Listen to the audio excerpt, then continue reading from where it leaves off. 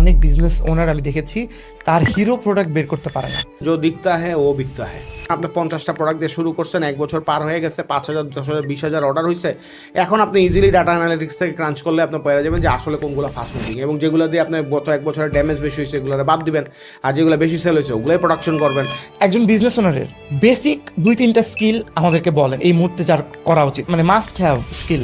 সবার আগে আমার যেটা মনে হয় যে অ্যাটলিস্ট করা উচিত। চাকরি ভার্সেস ব্যবসা, চাকরি করে ব্যবসা যাওয়া উচিত নাকি প্রথমে শুরু করা উচিত? বড় কোম্পানি হলে যেটা প্রবলেম হয় যেটা হচ্ছে যে সব তো সর্টেড আউট। 30 বছর 40 বছর আগের কোম্পানি ও যায় ওই সিসিটিভি মনিটরিং হলে সিসিটিভির দিকেই 24 ঘন্টা, মানে চাকরিতে যতক্ষণ থাকবে তাকায় থাকতে হবে। এইটা মেক্স ইউ প্যারালাইজ, আপনার ডাইমেনশন কমায় দেয়, আপনার নিজের রিটারে উইংসগুলারে কাইটা দেয়, আপনার চিন্তা ভাবনারেও আপনার ন্যারো ডাউন করে ফেলে না। তুমি যা আসো ভালো আসো, বাইরে যায় পারবা না, এত কিছু তোমার দ্বারা কি হবে না। ঢাকার বাইরের লোকদের মধ্যে কিন্তু একটা ক্ষুধা থাকে যে আমার ঢাকায় যাইতে হবে। সো যে কোনো একটা প্রোডাক্ট আমি যখন সেল করছি ওই প্রোডাক্টের ইউনিক 6টা ফিচার বের করে, 6টা আর বেশি না, ওই 6টা কিভাবে করে আমি কাস্টমারের মাথায় দিতে পারি। One of the largest company CEO phone করছে, উনি বলতেছে যে আমার স্যার আপনার প্রোফাইলটা আমার কাছে পাঠাইছে, তো আমরা আপনার সাথে একটু আলাপ আলোচনা করতে চাইতেছি। আমার ওয়াইফের সাথে আমার কথা হইতেছিল যে উনি বলতেছিল যে তুমি আবার ওইখানে এখন মানে কেন যাবা বা যাবা কি যাবা না। আমি বললাম যে যদি শেখার কিছু থাকে তাহলে ঠিকই যাবো। স্যার আপনার বেশ কিছু পডকাস্টে আমি দেখলাম আপনি একটা ডেটা বলতেছেন যে বর্তমান বাংলাদেশে 5,000-এর মতো ই কমার্স বিজনেস আছে অ্যান্ড 5 লাখের মতো এফ কমার্স বিজনেস আছে যাদের শুধুমাত্র একটা ফেসবুক পেজ দিয়ে যারা লাইভ করে বা কোনোভাবে ফেসবুক বুস্ট দিয়ে তারা সেল করছে। এবং আমি একটা রিপোর্ট দেখেছিলাম যেখানে 6.5 মিলিয়ন মতো, মানে 65 লক্ষ মতো এসএমইজ আছে বিজনেসেস। তো আমি জানতে চাচ্ছি যে কিভাবে করে একটা এফ কমার্স এই 5 লাখ বিজনেসের মধ্যে আরো বেশি মানুষ একটা প্রপার ই কমার্স তৈরি করতে পারে সাস্টেনেবল, এটা কিভাবে করতে পারবে? সো এখানে আসলে জিনিসটা হচ্ছে গিয়ে নাম্বারস তো আসলে ফ্লোট অ্যারাউন্ড অনেক জায়গায় ঘোরাঘুরি করে, কিন্তু এখানে যেটা হচ্ছে গিয়ে যে আমি যে 5,000 বলছিলাম ওইটা ইজ জাস্ট ফর মানে কম্প্যারিজনের জন্য বলছিলাম। বেসিক্যালি এখন এটা কে রাখবে রেজিস্টার্ড হিসাব, যে এতজন রেজিস্টার্ড হিসাবে। সো এখন টু বি ফ্র্যাঙ্ক এখানে ই ক্যাব হচ্ছে গিয়ে ই কমার্সের অ্যাসোসিয়েশন। এখন জেনারেলি স্পিকিং যদি ধরেন যে স্যার তাহলে ই ক্যাবের যারা মেম্বার তারাই তো হচ্ছে গিয়ে ই কমার্সের ব্যবসা করতেছে, বাট আসলে তো ফ্যাক্ট এইটা না, এর বাইরেও অনেকে আছে।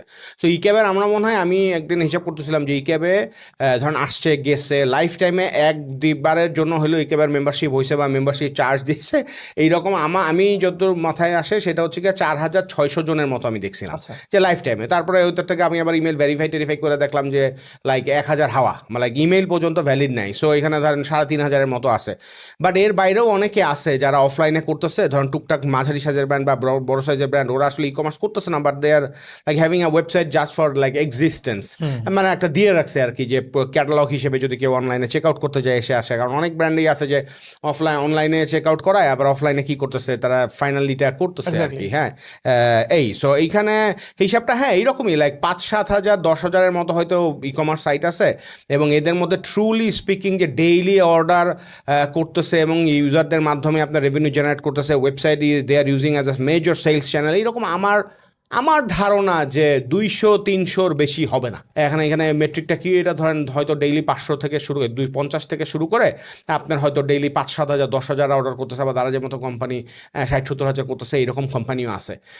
সো লাইক 50 হয়তো গিয়ে মেইন স্ট্রিম ই কমার্স যাদের হয়তো চীনে মোটামুটি 10-20-30 হাজার 40,000 50,000 কাস্টমার আছে। আর বাকি যদি আরও ধরি যে মাসে 1-2 হাজার অর্ডার করতেছে, এগুলো মিলে হয়তো ধরেন আপনার 200-250-এর মতো হবে। বাট ওয়ারএজ আপনার এই ফেসবুকের এফ কমার্সে যেটা আমি বলছি যে ইটস লাইক যদি আপনার সব এফ কমার্স মানে যত কুরিয়ার আছে মেজর প্লেয়ার্স যারা আছে তাদের যদি রেজিস্টার ধরেন যে বা জীবনে একটা হইলেও প্রোডাক্ট দিছে এরকম যদি ইউনিক করেন, দেয়ার আর লাইক 500,000। একটা কমার্সেরই একটা লজিস্টিক্সেরই আমি দেখছি যে 4.6 lakhs আছে, লাইক 4,60,000 আছে।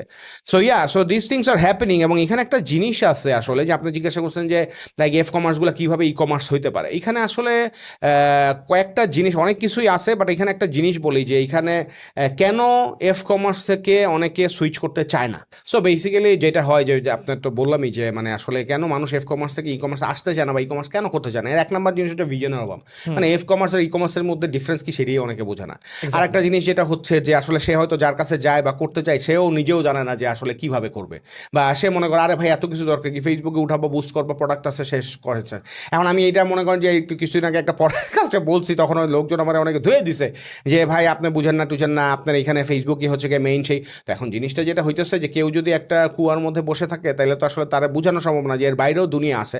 ওইখানে আসলে মেইন পয়েন্টটা যেটা ছিল বা এখন যেটা আমি আসলে বলতে চাচ্ছি যে সেটা হচ্ছে যে অনেকে আসলে ব্র্যান্ড কি এটা নিয়ে বদার করে না। এখন ধরেন সে কথার কথা, আমি জাস্ট একটা এক্সাম্পল বলতেছি, বাংলাদেশের একটা মফস্বল শহরে আছে, সে স্টুডেন্ট বা সে একটা পার্ট টাইম হার্ডওয়্যারের কাজ করতেছে বা একটা ব্যবসা করতেছে, সে মনে করতেছে যে ভাই আমার একজন একটা কিছু প্রোডাক্ট দিছে, আমি এটা ফেসবুকে বুস্ট করতেছি, হ্যাঁ 5 টাকা দিয়ে কেনা, 10 টাকায় সেল করলাম, 3 টাকা ফেসবুকে দিলাম, 2 টাকা লাভ থাকলো, 1 টাকা আমার, 1 টাকা খরচ, হ্যাঁ তো এটা হয়ে গেল, আমার 1 টাকা লাভ হয়ে গেল, একটা ব্যবসার পাশাপাশি আরেকটা ব্যবসা হয়ে গেল। তো এইখানে এত ঝামেলা করার কি দরকার? অর্ডার হবে, স্টেট ফার্স্ট কুরিয়ার এসে নিয়ে ডেলিভারি দিয়ে দেবে। তো আমি যেটা বলছি বা এখনও যেটা বলতে চাচ্ছি যে এটা তো আসলে ব্যবসা না, ইট ইজ লাইক আপনার মনে হয়েছে করলেন একটা সেল টেল করলেন এইটাই, কিন্তু আপনি যদি প্রপার ওয়েতে ব্যবসা করতে চান, লং টার্ম একটা ব্র্যান্ড বিল্ড করতে চান যেখানে রিপিটিং কাস্টমার আসবে সারা জীবন, আপনার একটা মার্কেটিং গেলে খরচ করতেই আসেন, নতুন কাস্টমার আসতে আসে, কিন্তু এক্সিস্টিং কাস্টমার আপনি লেভারেজ করতেছেন, এক্সিস্টিং কাস্টমার রিপিট করতেছেন, এক্সিস্টিং কাস্টমারের সার্ভিস সম্পর্কে বদার করতেছেন না। যদি এগুলো আপনি না বুঝেন বা এগুলো আপনার কাছে ইম্পর্টেন্ট না হয় তাহলে তো আপনি সুইচ করবেন না। তো এখন এটা কি হবে, এটা আসলে আমাদেরকে এডুকেট করতে হবে যে we need to talk more about this things, যে আসলে কেন এটা হবে, যে কেন আসলে এফ কমার্স থেকে আপনার ই কমার্সে সুইচ করা উচিত, ই কমার্স হলে আপনার কী লাভ আছে, এইটা একটা জিনিস। আবার এখানে আবার আরেকটা জিনিস আছে, সেটা হচ্ছে যে আপনি বলেন যে 6.5 মিলিয়ন এসএমই আছে, তো 6.5 মিলিয়ন এসএমই আছে, এখানে বলে যে 65 লাখ, তো অনেকে বলে যে 1 কোটিও আছে। তাহলে এসএমই কে, মানে অনেকেই হইতে পারে এই ডেফিনেশনের মধ্যে। তো আমি যেটা বুঝি সেটা হচ্ছে যে ধরেন হ্যাঁ আপনার 50 লাখ এসএমই তো আছেই, এবং এখান থেকে টু বি অনেস্ট সবারই যে আপনার অনলাইনে সুইচ করতে হবে, ইট রিয়েলি মানে it's not something like that, মানে এটা আসতেই হবে এমন কোনো কথা নেই। কারণ বাংলাদেশে এখন অনলাইনের ইন্টারনেটের পেনেট্রেশনই আপনার ইজ টু লো। এখানে অনলাইনে আমরা মনে করতেছি যে 1 থেকে 2% পেনেট্রেশন হয়েছে। সো এইখানে সবাই যে মানে এসএমই চলে আসবে অনলাইনে ডিজিটালে, we don't actually expect that. এটা আপনার আমেরিকাতে হয়েছে ধরেন হয়তো বা 10 to 15% হয়েছে, হ্যাঁ মোস্ট প্রবাবলি সাউথ কোরিয়াতে অনেক 40%-এর মতো হয়েছে, ইন্ডিয়াতেই আপনার কম।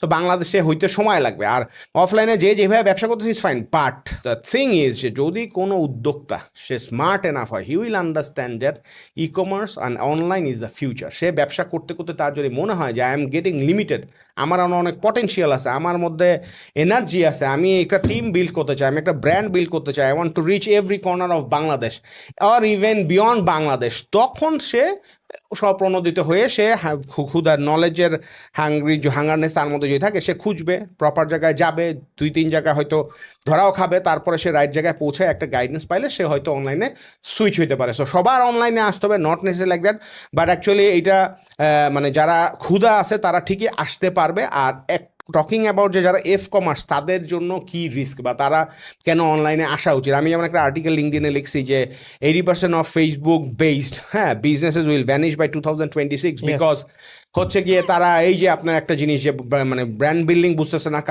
কাস্টমার সার্ভিসের কথা চিন্তা করছে না, তারা এক ধরনের ব্যবসা থেকে আরেক ধরনের ব্যবসায় সুইচ করতেছে, একটা ব্যবসা থেকে একটা ব্যবসায় সুইচ করতেছে। আমি এমনি ইভেন এইরকম লোকরা যে 7টা ওয়েবসাইট খুলছে, 7টা ওয়েবসাইট কেন খুলছে? কারণ 7টা ওয়েবসাইট খুলছে, 7টা ওয়েবসাইটে 7টা প্রোডাক্ট বেচে, 7টা প্রোডাক্ট থেকে 7 টাকা করে লাভ হয়, এবং যখন যেটাতে সমস্যা হয় সেই ব্যবসাটা বন্ধ করে সে আরেকটা নতুন ওয়েবসাইট খুলে, হ্যাঁ ল্যান্ডিং পেজ খুলে, না ওয়েবসাইটই খুলছে 7টা, ডোমেইনই আলাদা, এবং ওর মধ্যে মাল্টিপল ল্যান্ডিং তো আসেই। তার কথা হচ্ছে আমি চায়না থেকে আনবো, ডাম্প করবো, লাভ হইলে 1 মাসের মধ্যে ব্যবসা করে শেষ করে চলে যাবো। ওই কাস্টমারের কি হইলো না হইলো, এই ব্যবসা আমার চললো কি চললো না, এটা না।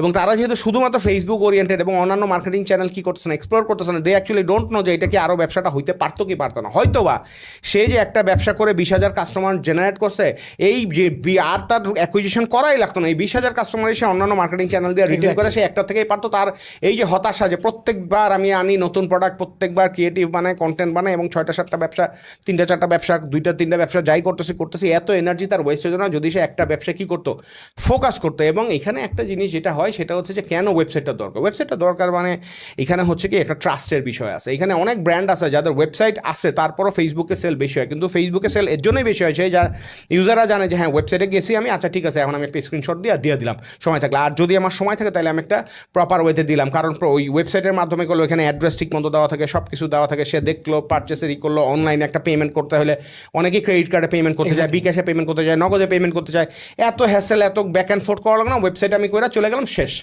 ইনফ্যাক্ট যারা আসলে বুঝে ব্যবসায়ী তারা এখন যেমন আপনার আমি এই যে বলতেছি যে ঘরের বাজার বা অন্যান্য যেগুলো আছে এরা অনেক বলতেছে ওয়েবসাইটে করলে 10% ডিসকাউন্ট কম, কারণ হচ্ছে সে জানে যে তার operational cost will be less on website orders, কারণ এই যে হ্যাসেল এক্সট্রা কমিউনিকেশন এক একটা কাস্টমারের সাথে 3টা 4টা 5টা করা লাগতেছে, কুরিয়ারের সাথে করা লাগতেছে, Exactly. অনেক বড় একটা Seamless. Wastage.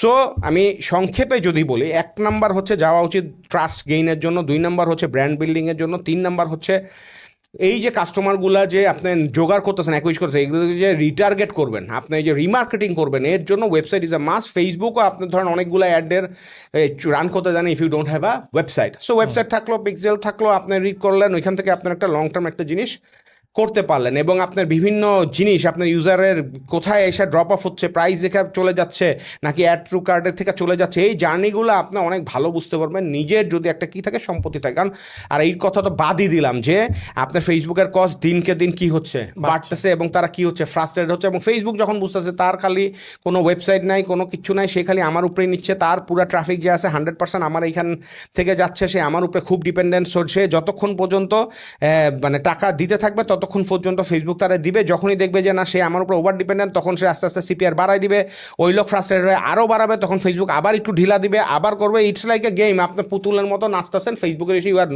You don't have any control over Facebook. Exactly. যেখানে অনেক চ্যানেলে আছে $1, $1.5, $2 মধ্যে অ্যাকুইজিশন করা পসিবল, এখানে আপনি $3, $3.5, $4.5 দিচ্ছেন, হ্যাঁ, তারপরে আপনি রিমার্কেটিং করে অন্যান্য চ্যানেল দিয়ে করা উচিত, করছেন আপনি খালি ফেসবুকে যায়। এইটাই মেইন আমার প্রশ্ন, যে ফেসবুক ইউজ করতে হবে, কারণ ফেসবুকে হিউজ নাম্বার অফ ইউজার্স আসছে। একটা নতুন ব্র্যান্ড আজকে শুরু করছে, ওর জন্য আমি তো ওই যে সেদিন আমি গেলাম রকমারিতে, অন্যরকম উদ্যোক্তা, ওখানে যেহেতু আমি মেন্টর আসছি, ওখানে প্রায় 25-30টা ব্যবসা আছে কোহর্ট 1-এর মধ্যে, ওরা অনেকে জিজ্ঞাসা, আমি বলছি যে অবশ্যই আপনার ফেসবুক ইউজ করতে হবে, because it has the largest user base in the country, in the world. হ্যাঁ, সো এখন আপনি যদি এখানে একদমই না করেন তাইলে হবে না। আপনার প্রথম মাইলেজ, প্রথম ফেসবুকের যে আপনার একটা রিয়েল স্টেট বা আপনার একটা অ্যাসেট যে একটা পেজ আছে, সেখানে আপনার কিছু ফ্যান্স আনতে হবে, কিছু নাম্বারস আসতে হবে। বইমেলা গেলেও মানুষ যেখানে ভিড় থাকে সেখানে যায়, সো আপনার পেজে 4-5,000 7,000 নাম্বারস আনার জন্য আপনার ফেসবুক ইউজ করতেই হবে। প্রথমে একটা স্প্ল্যাশ দেওয়ার জন্য, টপ অফ অ্যাওয়ারনেস ক্রিয়েট করার জন্য আপনাকে ফেসবুকে যাইতেই হবে। তো ওই রকম যেমন ফেসবুকেও করতে হবে, কিন্তু অন্যান্য মার্কেটিং চ্যানেলও করতে হবে। Website is a must. আপনাকে এটা একটা লং টার্ম ব্র্যান্ড যদি বিল্ড করতে হয়, যদি আপনাকে প্রত্যেক 2 মাস অন্তর অন্তর ব্যবসা সুইচ না করার জন্য করতে হয়, তাইলে আপনাকে একটা প্রপার ওয়েবসাইট করতেই হবে, সোজা কথা যেটা। এইটা হলো একটা মেইন জিনিস। সো আমরা কি অ্যান্সারটা দিতে পারছি? অ্যান্সারটা একটু লং হয়ে গেছে, বাট লং কোয়েশ্চেন আমি চাচ্ছিলাম, কারণ এই জন্যই আসলে when I was thinking about this topic, আমার কাছে মনে হচ্ছে there is none better, যে আমি যাকে চিনি যে এই ব্যাপারটা বলতে পারবে। আমার কয়েকটা ইন্টারেস্টিং এখানে টেক্স আছে। নাম্বার 1 হচ্ছে, ফেসবুকে হয়তো এই ভিডিওটা অনেকে দেখবেন বা ক্লিপটা দেখবেন, বাট ফেসবুক রিসেন্টলি যে স্যার একটা চেঞ্জ দিয়েছে অ্যান্ড্রোমেডা চেঞ্জ। হ্যাঁ, এটার কারণে যেটা হয়েছে যে ফেসবুক এখন আমার আপনার বাজেট খরচ করে বিভিন্ন মানুষকে দেখায় দেখায় দেখতেছে। এবং একটা আপনি মজার জিনিস দেখবেন, যেটা নিয়ে আমি ফাইমুল ভাইয়ের সাথে একটা পডকাস্ট করেছি, উনিও এই সেম কথাটাই বলেছে। সো আমি আর একটু জোর দিয়ে বলতে পারবো যে অনেক সময় দেখবেন যে একটা জিনিস আছে ফ্রিকোয়েন্সি, মানে একটা মানুষ দিনে কতবার দেখলো, মানে ইমপ্রেশন ভাগ রিচ। ইমপ্রেশন মানে কতবার দেখা হয়েছে, রিচ মানে কতগুলো ইউনিক মানুষ দেখেছে। সো আগে যেটা হতো যে কোনো একটা ভিডিও আমি ক্যাম্পেইন চালিয়েছি, দেখাচ্ছে 2বার, একজন মানুষ 2বার দেখছে ঘরে। এখন দেখায় কোনো একদিন 2বার, 3 দিন পর্যন্ত 1বার। যেদিন একবার, মানে ও আমার টাকা দিয়ে ও অনেক মানুষকে দেখায় দেখতেছে যে আসলে কি বলে এই লোক আসলে কিভাবে মানে ইন্টারাক্ট করে। এতে যেটা হচ্ছে, আমার অনেকে দেখবেন যে রেজাল্ট পায় না, বিভিন্ন গ্রুপে লেখে, আমাদের কাছে অনেক কোয়েরিজ আসে, অনেক লোক মিটিং করতে আসে। তো এটা আসলে ওই কারণে হচ্ছে। এই জন্যই over dependency on single channel is always a failure. Always a failure, always a risk as well. Exactly. হ্যাঁ, আপনি ফেসবুকে রিয়েল এস্টেট বানাইছেন ভাই, মানে এখন তো হয়েছে আমাদের এখানে যে গত 5 বছরে ফেসবুক বন্ধ হয় না, ইন্টারনেট বন্ধ হয় না, এমন তো হয় না, হয়েছে তো অনেক। সো আমার ওয়েবসাইট একটা থাকাটা ইজ আ মাস্ট। আপনার হোয়াটসঅ্যাপ কি থাকা লাগবে না? হ্যাঁ, হোয়াটসঅ্যাপও থাকা লাগবে। এখন তো বলবো যে ওয়েবসাইটের সাথে সাথে হোয়াটসঅ্যাপও একটা ক্যাটালগ থাকা উচিত। হোয়াটসঅ্যাপ থেকে আপনি ক্যাটালগ থেকে কি খুবই আন্ডাররেটেড। সো ভাই সোজা কথা হচ্ছে, কোনো চ্যানেল যেখানে কাস্টমার আইসা অর্ডার করার স্কোপ আছে সেটা বন্ধ করার মানেই হচ্ছে you are cutting yourself out of opportunity. এনে অপরচুনিটি কস্ট আছে। কিন্তু এইখানে সবচেয়ে বড় সমস্যা ওই একটাই, সেটা হচ্ছে যে নলেজ বেস, এবং যারা মার্কেটারদের কাছে যায়, মার্কেটার বলে ফেসবুক বুস্ট করো, কারণ ফেসবুক বুস্ট করাটা ইজি সেটআপ করা সবচেয়ে বাজেট দেয়। এবং যারা এন্টারপ্রেনার হচ্ছে এরা তো আবারও আমার উপরে হয়তো অনেকে রাগ হয়ে যাবে, এন্টারপ্রেনার যারা হচ্ছে এরা তো আসলে ব্যবসা বুঝতেছে না। এরা বুঝতেছে যে একটা মানি, একজন লিখছে যে আপনার ভাই এই মাসে 30,000-60,000 টাকা কামাইতেছি, 70,000 টাকা, আলহামদুলিল্লাহ ভালো, অবশ্যই ভালো আছে 60,000 টাকা, কিন্তু এটাও বুঝতে হবে যে 60,000 টাকা কিছুই না, প্রতি ঘন্টায় 60,000 টাকা 70,000 টাকা ইনকাম করা ইজ পসিবল। তো এখন কথা হচ্ছে যে হ্যাঁ, ও বলবে যে ভাই আমার তো কেউ হেল্প করবে না। হ্যাঁ, এটা ইজ এ প্রবলেম। হেল্প করার লোক থাকতে হবে, গভর্নমেন্টের এরকম পলিসি বানাইতে হবে, এডুকেশন আমাদের যে সিস্টেম আছে সেটার মধ্যে এগুলো এমবেড করতে হবে, উদ্যোক্তাগিরির মধ্যে পোকাটা ঢুকাইতে হবে ক্লাস 4 4-5 থেকে শুরু করা, তাইলে সে আগের থেকেই প্রিপারেশন নেবে, মেন্টালি মাইন্ডসেট হবে। যেমন আমরা এখন হচ্ছে কি মানে ছোটোবেলা থেকে এন্টারপ্রেনারশিপের একটা মাইন্ডসেট থাকলে বা হলে তাদের সুবিধা হয়, এডুকেশন সিস্টেমে যদি এই জিনিসগুলো ঢুকে বা আমরা গার্জিয়ানরা যারা আছে এটাও যদি বাচ্চাদেরকে শিখায়, অনেকে মনে করবে না এত ছোটো বয়সে ব্যবসা না, এটা থাকতে হবে, ফিউচার ইজ দ্য এন্টারপ্রেনারশিপ। আমি যেমন আমার মেয়ে ওকে ক্রাফটিং করে অনেক ছবি আঁকে, অনেক ক্যারেক্টার আঁকে, অনেক কিছু করে, আমি ওকে অনেক কিছু কিনে দিই।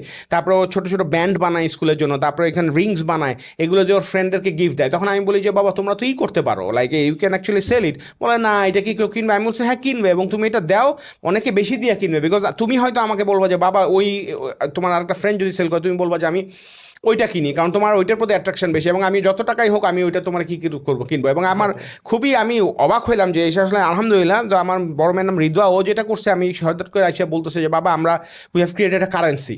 আমি বললাম যে কারেন্সি ক্রিয়েট করছো মানে? বলে যে হ্যাঁ আমার এক ফ্রেন্ড ও এসে বলছে যে আমরা একটা ফেক মানি কারেন্সি বানাবো, সেইটা দিয়ে আমরা ট্রেড করবো।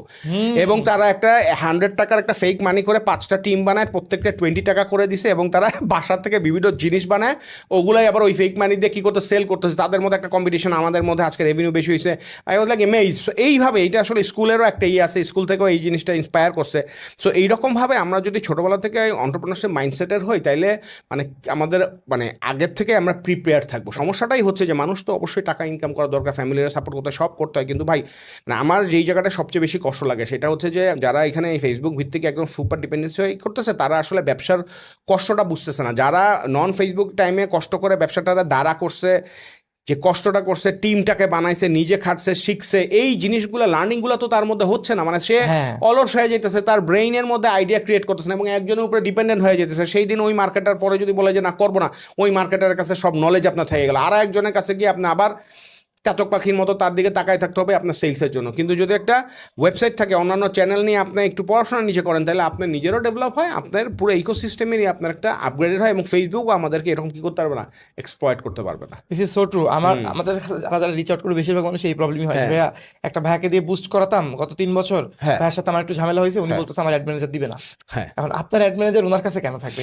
আরো একটা আপনার কাছে থাকবে। রাইট, আরো একটা জিনিস আছে, সেটা হচ্ছে যে আপনারা আমরা যেটা বলেন যে স্যার আসলে মরার আগ মোমেন্টে আসে, মানে সেটা হচ্ছে খারাপ হইতে হইতে যখন একেবারেই পারে না তখন আসে। কিন্তু তারা যখন শুরু করে, যখন বুঝতেছে যে একটা সময় আসবে, অনেকে বলতেছে যে ফেসবুকের কস্ট বাড়বে, আমরা দেখতেছি বাড়তেছে, তখনই তার একটু অ্যালার্ট হয়ে তাকে কি করা উচিত, রিচ আউট করা উচিত, যাতে যার কাছে যাচ্ছেন সেও একটু সময় দিয়ে আপনারা দিতে পারে। যেমন আমরা আমি সবাইকে বলে দিছি যে আমরা সময় কখনো এরকম বলবো না যে আজকে বুস্ট করে কালকে অর্ডার দিলে এরকম মানে ক্লায়েন্টই আমরা কি চাই না, বিকজ ডিসস্যাটিসফ্যাকশন অনেক বাড়ে। এবং আমরা দেখছি অনুরোধে ঢিকে গেলে যতজনরে করছি ততজনের সাথেই কিন্তু ছোট হলে টুকটাক তিক্তটা কি বাড়ছে, কারণ তারা ওই মেন্টালি প্রিপেয়ার না। যত যাই মনে করে এদের কাছে আসছি ম্যাজিক দিয়ে কি করে দিবে।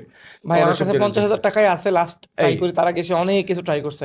তো এটা একটু আমাদের আরেকটু কেয়ারফুল হতে হবে। মার্কেটিং না আসলে রোবোটিক জিনিস, ইটস অ্যান আর্ট, এবং এটাতে কাজ করার জায়গা আছে, এবং কাজ করলে কাজ রিটার্ন পাওয়ার চান্স আছে, বাট ওই টাইমটা entrepreneur should have. Exactly sir. তো যারা যারা দেখছেন তারা আপনারা অলরেডি বুঝে গেছেন আমরা হয়তো খুবই আনফিল্টার্ড ভাবে জিনিসটা করছি, because we actually want to provide the best value. So আজকের পডকাস্টে আমাদের মেন উদ্দেশ্য হচ্ছে এই যে আমি কথাটা বললাম যে একটা প্রপার, যেমন স্যার কিছু নাম্বারস বলেছে যে আমাদের বর্তমানে হয়তো 5 লাখ মতো টোটাল কমার্স আছে। তো আমরা কিভাবে করে এই যে টপ 50টা কমার্স যাদের নাম এই মুহূর্তে আমাকে যদি জিজ্ঞেস করেন আমি তো 20টা বলতে পারবো, যে গ্যাজেটস এইটা, ওষুধ এইটা, এতে এইটা, ওতে এইটা, কিভাবে করে আমরা ওই জায়গাতে যেতে পারি, তার জন্য কি কাজ করা দরকার। সো সেগুলোর জন্য there can not be a better person than him. So ওইটা নিয়ে আমরা আজকে কথা বলবো। আমি একটা ছোট্ট স্টোরি শেয়ার করি, সেটা হচ্ছে যে আমারই একটা পরিচিত একজন, ও কোভিড টাইমে একটা বিজনেস শুরু করেছিল। খুব একটা বেশি নলেজ নেই, নলেজ থাকতে হবে সবসময় এমনও না। তো বিজনেস শুরু করে, এমন একটা নিত্য প্রয়োজনীয় জিনিসটা, একটা ড্রেস টাইপের একটা জিনিসটি শুরু করে। বাংলাদেশের এখনো অনেক মানুষের স্বপ্ন হচ্ছে এরকম ট্রেডিশনাল মাইন্ডসেটের, যে আমার যদি একটা ফিজিক্যাল বড় আউটলেট থাকে তাহলে একটা বিজনেস করতেছি, এরকম একটা বলা যাবে। ওর যে মেইন জিনিসটা ছিল, ও শুরু করেছিল একটা পেজে লাইভ করে ভালো ফলোয়ার গেইন করে, দেন সে অ্যাড লঞ্চ করে, মেসেজ ক্যাম্পেইন করে মোটামুটি ওকে চিনেছে, যেহেতু ফিমেল রিলেটেড একটা প্রোডাক্ট ছিল, ভালো অর্ডার পেত, দে বিকেম ফাইন্যান্সিয়ালি ফ্রি, ভালো করতেছে সবকিছু, এমপ্লয়ি রাখছে, নতুন জমি টমি কিনছে, সবকিছু করছে। এখন তারপর তারা হঠাৎ করে তাদের মাথায় আসলো, মানে আমি তাদেরকে কনসাল্ট করতাম, বলতাম যে রেগুলার যে you guys definitely should have a website. কিন্তু ওদের যে মানে মেয়েটা যেটা ছিল যে লাইভ করতো, ও আবার খুবই হার্ড ওয়ার্কিং, ও প্রতিদিন লাইভ করতো, যেই কারণে ওর একটা লয়াল ফ্যান বেজ হয়ে যায়, এবং ওই প্রোডাক্ট রেগুলার মানুষজন ওর কাছ থেকে কিনতো। সো মাসে ধরেন 4 লাখ 3 লাখ টাকা এরকম ওদের রেগুলার হতো, ওরা হাজব্যান্ড ওয়াইফ খুবই ভালো ছিল। এখন প্রবলেম হচ্ছে হাজব্যান্ড এবং ওদের হচ্ছে ট্রেডিশনাল মাইন্ডসেট, ওরা এবার কি প্ল্যান করতেছে যে ভাই আমাদের তো একটা বুটিক টাইপের একটা কিছু থাকা উচিত, একটা বড় আজিজ সুপার মার্কেট বা এরকম একটা জায়গাতে। Then they spend a lot of money On in that. That. হ্যাঁ, ওরা একটা জায়গা নিছে, কিন্তু এখন এমন হয়েছে যে ফেসবুকে যেই টাইমটা ওরা দিত ওই টাইমের অনেক টাইম চলে গেছে ওই ফিজিক্যাল দোকানটাতে, এইদিকে অত ভালো মেসেজে রিপ্লাই করতে পারতেছে না। আবার আমি যে বলেছিলাম যে ওয়েবসাইট করতে, এখন তারা ওয়েবসাইট বিভিন্ন জায়গায় খাবি খেয়ে বেড়াচ্ছে, কিন্তু রেভিনিউ কিন্তু আগের চেয়ে কমে গেছে। ওইখানে অনেক ধরনের ঝামেলা হচ্ছে, এমপ্লয়ি তাদের রাখছে, তারা আসলে রেসপন্সিভ না। সো ওভারঅল দিতে যে আমার মেইন যে কেপিআই বা আমার সবচেয়ে বেস্ট রেজাল্ট যেটা দিত, সোনার ডিম পাড়া মুরগি, সোনার ডিম পাড়া হাঁস, ওই যে আমার অনলাইন পার্সোনা, ওটাই করতে পারতো। আমি বলছি না যে তার মানে আপনার একটা অফলাইন আউটলেট হতে পারে, বাট মানুষের মাথায় এটাকে ওভার গ্লোরিফাই করে যে আমার একটা অফলাইন দোকান আছে মানে আমি কিছু একটা করছি। তো স্যার আপনার প্রথমে কিন্তু অফলাইন শপ ছিল, হ্যাঁ। You are the founder of Zettabyte. হুম। আপনি আসলে ওখান থেকে কিন্তু তখন অনলাইনেও সেল করতেন, এবং এখন বর্তমানে বেশিরভাগ সময় আমরা যেটা করছি অনলাইন সার্ভিসেস সেল করছি, নেক্সট লিডার্সের ফাউন্ডার। সো নেক্সট লিডার্স থেকে আমরা গ্রোথ অ্যান্ড মার্কেটিং কনসালটেশন এবং সার্ভিস সেল করি। আপনার কাছে জানতে চাই যে এই যে পুরো স্টোরিটা আমি বললাম, এখান থেকে আসলে তার লিমিটেশনগুলো কোথায় ছিল, হুম। আমরা কি করছি, এবং আপনার লাইফের ট্রানজিশনটা আপনি কি কি জিনিস শিখছেন এখানে? না এইখানে আসলে এখানে কয়েকটা জিনিসই আছে, মানে এখানে একটা জিনিস হচ্ছে কি যে কখনো যদি একটা জিনিস কাজ করে, like it's working, revenue is coming, and আপনি স্ট্রাকচার্ড ওয়েতেও করতেছেন, আপনি এমন না যে আপনি খালি অন্যদের বুস্ট করতেছেন। উনি আপনি বললেন যে উনি এফোর্ট দিছে কন্টিনিউসলি, লাইভিং কাস্টমারের সাথে ইন্টারাকশন Regular, ছিল, হ্যাঁ। রেগুলার ছিল, এর জন্য তার ওইটা ছিল, মানে সে ওইখানে এফোর্ট চরম পরিমাণে দিছে। এইরকম যদি থাকে যে হ্যাঁ এফোর্ট দিচ্ছে অ্যান্ড রেজাল্ট আসতেছে এবং একটা স্ট্রাকচার কিছুটা পরিমাণ হয়েছে, এইখানে আসলে তখনই সুইচ করা উচিত যখন সে লাইক এক্সপেরিমেন্টের জন্য বাজেট আছে, লাইক প্রফিট করছে 50,000 টাকা টিম আছে, করে, তার কোনো টিম না, ওই 50,000 টাকা তিনজন করে সেভিংস করছে, এবং সে মনে করতেছে যে আমি আরো 3-4টা লোক নিয়ে আমি একটু ট্রেন করে তারপর আমরা একটা অফলাইনে শুরু করব। তখনই করা উচিত যখন you have full control over it. বা আপনি ফেসবুকে ওনারা যেটা করতেছিল সেখানে she was becoming a single point of fail, যে লাইভ না করলে আর হচ্ছে না, তাহলে ওইখানে তার একটা অন্য চ্যানেল দিয়ে একটা রিপ্লেসমেন্ট আনার দরকার ছিল, বা কোনোভাবে তাকে একটা করার দরকার ছিল যে আমি ঠিক আছে তাহলে আমি এই দিকে হয়ে আমি ওই দিকে ইনভলভ হই, বা আমি লাইভের জন্য আরেকজনকে প্রিপেয়ার করে ও লাইভ করবে আমি করব, বা আমি লাইভ করব আমার হাজব্যান্ড যে আছে সে অফলাইনটা পুরো দেখবে। এটা ডেলিগেট করে আলাদা করে ডেডিকেটেড করে তারপরে শুরু করাটা is offline actually is important. আমি যেটাই বললাম যে বাংলাদেশে আপনার পেনেট্রেশন অনেক কম, কিন্তু এটা তখনই করতে হবে যখন you have full control over it. যেমন আমাদের এখানে আমরা যে বলতেছি যে চাল ডাল, আপনার ধরেন এই যে 30টা ওয়্যার হাউস ছিল, তারপরে এখন 7টা শহরে ছিল, এখন 20টা ওয়্যার হাউস 3টা শহরে আছে, এই যে কমাইছে। এবং চাল ডাল কিন্তু এখন আমরা ফিল করতেছি এবং বুঝতেছি যে চাল ডালের আসলে এই যে পেনেট্রেশন এবং আপনার অনেক বাড়তো, এবং কাস্টমার অ্যাকুইজিশন কস্ট আরও কমতো যদি অফলাইনে কিছু থাকতো। এক্স্যাক্টলি। কিন্তু তারপরেও কিন্তু চাল ডাল এখন চাইলেই আপনি করতে পারবে না, কারণ পুরো সিস্টেম ডিজাইনই হয়ে গেছে আপনার অনলাইন নিয়ে। সাথে সাথে একটা অফলাইন করলে এখানে কস্টেরও ব্যাপার আছে, মার্জিন আবার কী হয়ে যাবে। সো এটা হয়তো আবার নেক্সট ফান্ড কখনো আসলে তখন একটা এই করে একটা করবে, কিন্তু একসাথে ছোট হইলে আপনার ধরেন একটা অফলাইনে তো আবার একটা বড় যেটা হয় যে ফিক্স কস্ট একটা থাকে, একটা অ্যাডভান্স একটা দিতে হয়, একটা ভাড়া দিতে হয়।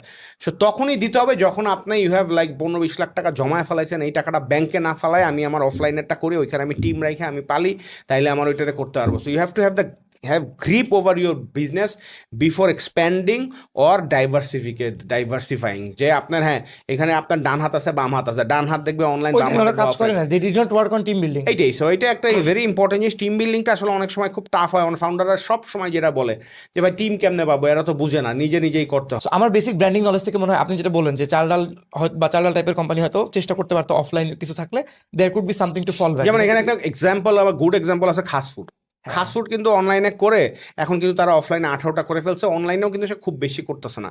মানে গ্রসারি যদি ধরেন ওরা হয়তো 5 লাখ টাকা 6 লাখ টাকা ডেইলি সেল করতেছে, এর মধ্যে আপনি ধরেন 70% অফলাইন, 30% অনলাইন। দে আন্ডারস্টুড যে আমার যে টিজি সে আসলে কথা বললে ইন্টারাকশন হইলে বাড়ে, আর এখানে অ্যাকুইজিশন কস্ট অনেক কম হয়, সামনে আছে মানুষজন, বাঙালির মানুষের তো অভাব নাই, সে ঢুকে এক্সপ্লোর করে। তো ওইখানে ও আর্লি স্টেজেই করছে, দ্যাটস লাইক বিউটি আর ইন্টেলিজেন্স অফ দ্য ফাউন্ডার্স, যে তারা ওই সময়টাই নিছে। কিন্তু চাল্লাল যখন র্যাপিড গ্রোথ করে চলে গেছে তখন হচ্ছে চাল্লাল জন্য feasible. So it depends on business to business, founder to founder, financial backup situation to financial backup situation, but yes একটা জায়গায় গ্রিপ না থাকলে আরেকটা জায়গায় এই করা উচিত। ফর ফাস্টফুড আমি যেটা জানি, যেহেতু আমি পার্সোনালি ওদেরকে কনসাল্ট করছি, আপনিও করছেন, তো how this is working for is একটা মানুষ হয়তো অনলাইনে একটা অ্যাড দেখতেছে, that same guy is going for a walk, আর তখন দেখতেছে আমি তো এটা দেখছিলাম আমার এটা লাগবে, আই শুড গেট দ্যাট। ওই ডেটাটা আবার কিন্তু আমরা অফলাইন কনভার্সন ওইভাবে দেখতেছিলাম না, সো তখন আমরা ওটা দেখতে পারিনি। আমরা দেখছি সিপিআর আসছে 3 দিন শেষে ওভারঅল নাম্বার দেখছি, ওকে ঠিক আছে, অ্যাডটার কারণে দিস ইজ ইনক্রিজিং। বা এটা আরেকটা ওয়ে আছে, সেটা হচ্ছে এখানে যদি করতে হয় তাহলে যেটা করতে হয় যে এরিয়া বেস করতে হয়, হ্যাঁ যে তাহলে আজকে ওই আউটলেটে কি গত 30 দিনের যে অ্যাভারেজ ছিল তার চেয়ে বেশি হয়েছে কেন, তার এবং আজকে অনলাইনে কি খরচ বেশি হয়েছে কেন, তাহলে আপনার রিলেশন বাই করলেন যে ওকে হ্যাঁ ইটস ওকে, কোনো না কোনোভাবে এটা কাজ করছে। বা একদিনে যদি না হয় তাহলে আপনি 1 মাস ধরলেন যে 1 মাসে গত মাসে খরচ করছিলাম, কথার কথা যে মিরপুরে ওয়্যার হাউস বা আউটলেটে ফোকাস করে আমি ফুটফল বানানোর জন্য খরচ করছিলাম $200, এত টাকা সেল হয়েছিল, এই মাসে করছি $500, কিন্তু অ্যাভারেজে আমি দেখতেছি যে বেশি হচ্ছে। এবং যদি কোনো থাকে স্পাইক থাকে, অকেশন থাকে, সেগুলো মাইনাস করে নিতে হবে, যে এক্স্যাক্টলি। এই অফসেটগুলো মাইনাস। হ্যাঁ আচ্ছা, ব্র্যান্ডিং নিয়ে আমি যেটা বলতে চাচ্ছিলাম, হ্যাঁ অনেক সময় এমনও হতে পারে, দিস কুড বি অনাদার রিজন, যেমন হতে পারতো যে ধরেন কথার কথা চাল ডাল যদি অফলাইনে সব দিত, বাজার মানে চাল ডাল র্যাপিড গ্রোথ স্টার্ট আপ বাংলাদেশের, খুবই মানে অ্যাডভান্স ইন টেকনোলজি, হুম যেহেতু ওদের কো ফাউন্ডার হচ্ছে সার্জি তেজাজ বিশ্বনাথ, উনি কিন্তু ইউএসএ তে থাকেন। তো আমি যেটা বলতে চাইছি, এমন হতেই পারতো চাল ডাল যদি অফলাইনে থাকতো, অনেক মানুষ কুড রিজনেট চাল ডাল উইথ স্বপ্ন। হুম So ওই যে exclusively Chaldal is a online hmm hmm tech be start up, ওইটা হয়তো থাকতো না, তখন তো এমন হতে পারতো যে পজিশনের দিক থেকে হ্যাঁ ঝামেলা হ্যাঁ হতো। হ্যাঁ হ্যাঁ দ্যাট হইতে কুড বি পারত, অনাদার থিং। হইতে পারত। কারণ এটা আমি অনেক আগের ফাউন্ডার চাল ডাল ওয়াসিম স্যার, ওনার একটা ইন্টারভিউতে দেখছি যে we don't have this plan because we want to only be in online. মানে ওনার রিয়েল এস্টেট কস্ট বাড়াইতে চায় না। হ্যাঁ, এক্স্যাক্টলি। হ্যাঁ। ওকে, সো নেক্সট কোয়েশ্চেন আমি যেটা বলতে চাই সেটা হচ্ছে যে আপনি টিম বিল্ডিং নিয়ে বলছেন, আমি এটা নিয়ে আমার নেক্সট কোয়েশ্চেন ছিল, হ্যাঁ। আপনি এসওপি স্ট্যান্ডার্ড অপারেটিং প্রসিজার, হ্যাঁ, এটা নিয়ে আপনি আমাদের টিমের কথাও বলেন, যখন আমরা আপনার সাথে চাল ডালে জব করতাম তখনও বলতেন, এখনো বলেন, সবসময় বলেন। হ্যাঁ। এবং আমার মনে হচ্ছে গ্রোথ টিমের আমি রাফি ভাই আমাদের সবাইকে প্রথম কাজই দিয়েছিলেন হুম, হুম, হুম। যে আমাদের প্রত্যেকের ডিফারেন্ট, আমি একটু ভেঙে বলি না তো বুঝবে না, আমাদের গ্রোথে 6 জন ছিল, একজনের কাজ আমার কাজ ছিল ফার্স্ট জেনারেশনে 6 জন ছিল, এক্স্যাক্টলি হ্যাঁ। রিজারেকশন নিয়ে কাজ করা, মানে যারা কাস্টমার চার্ন হয়ে গেছে ওদেরকে আবার ফিরানো।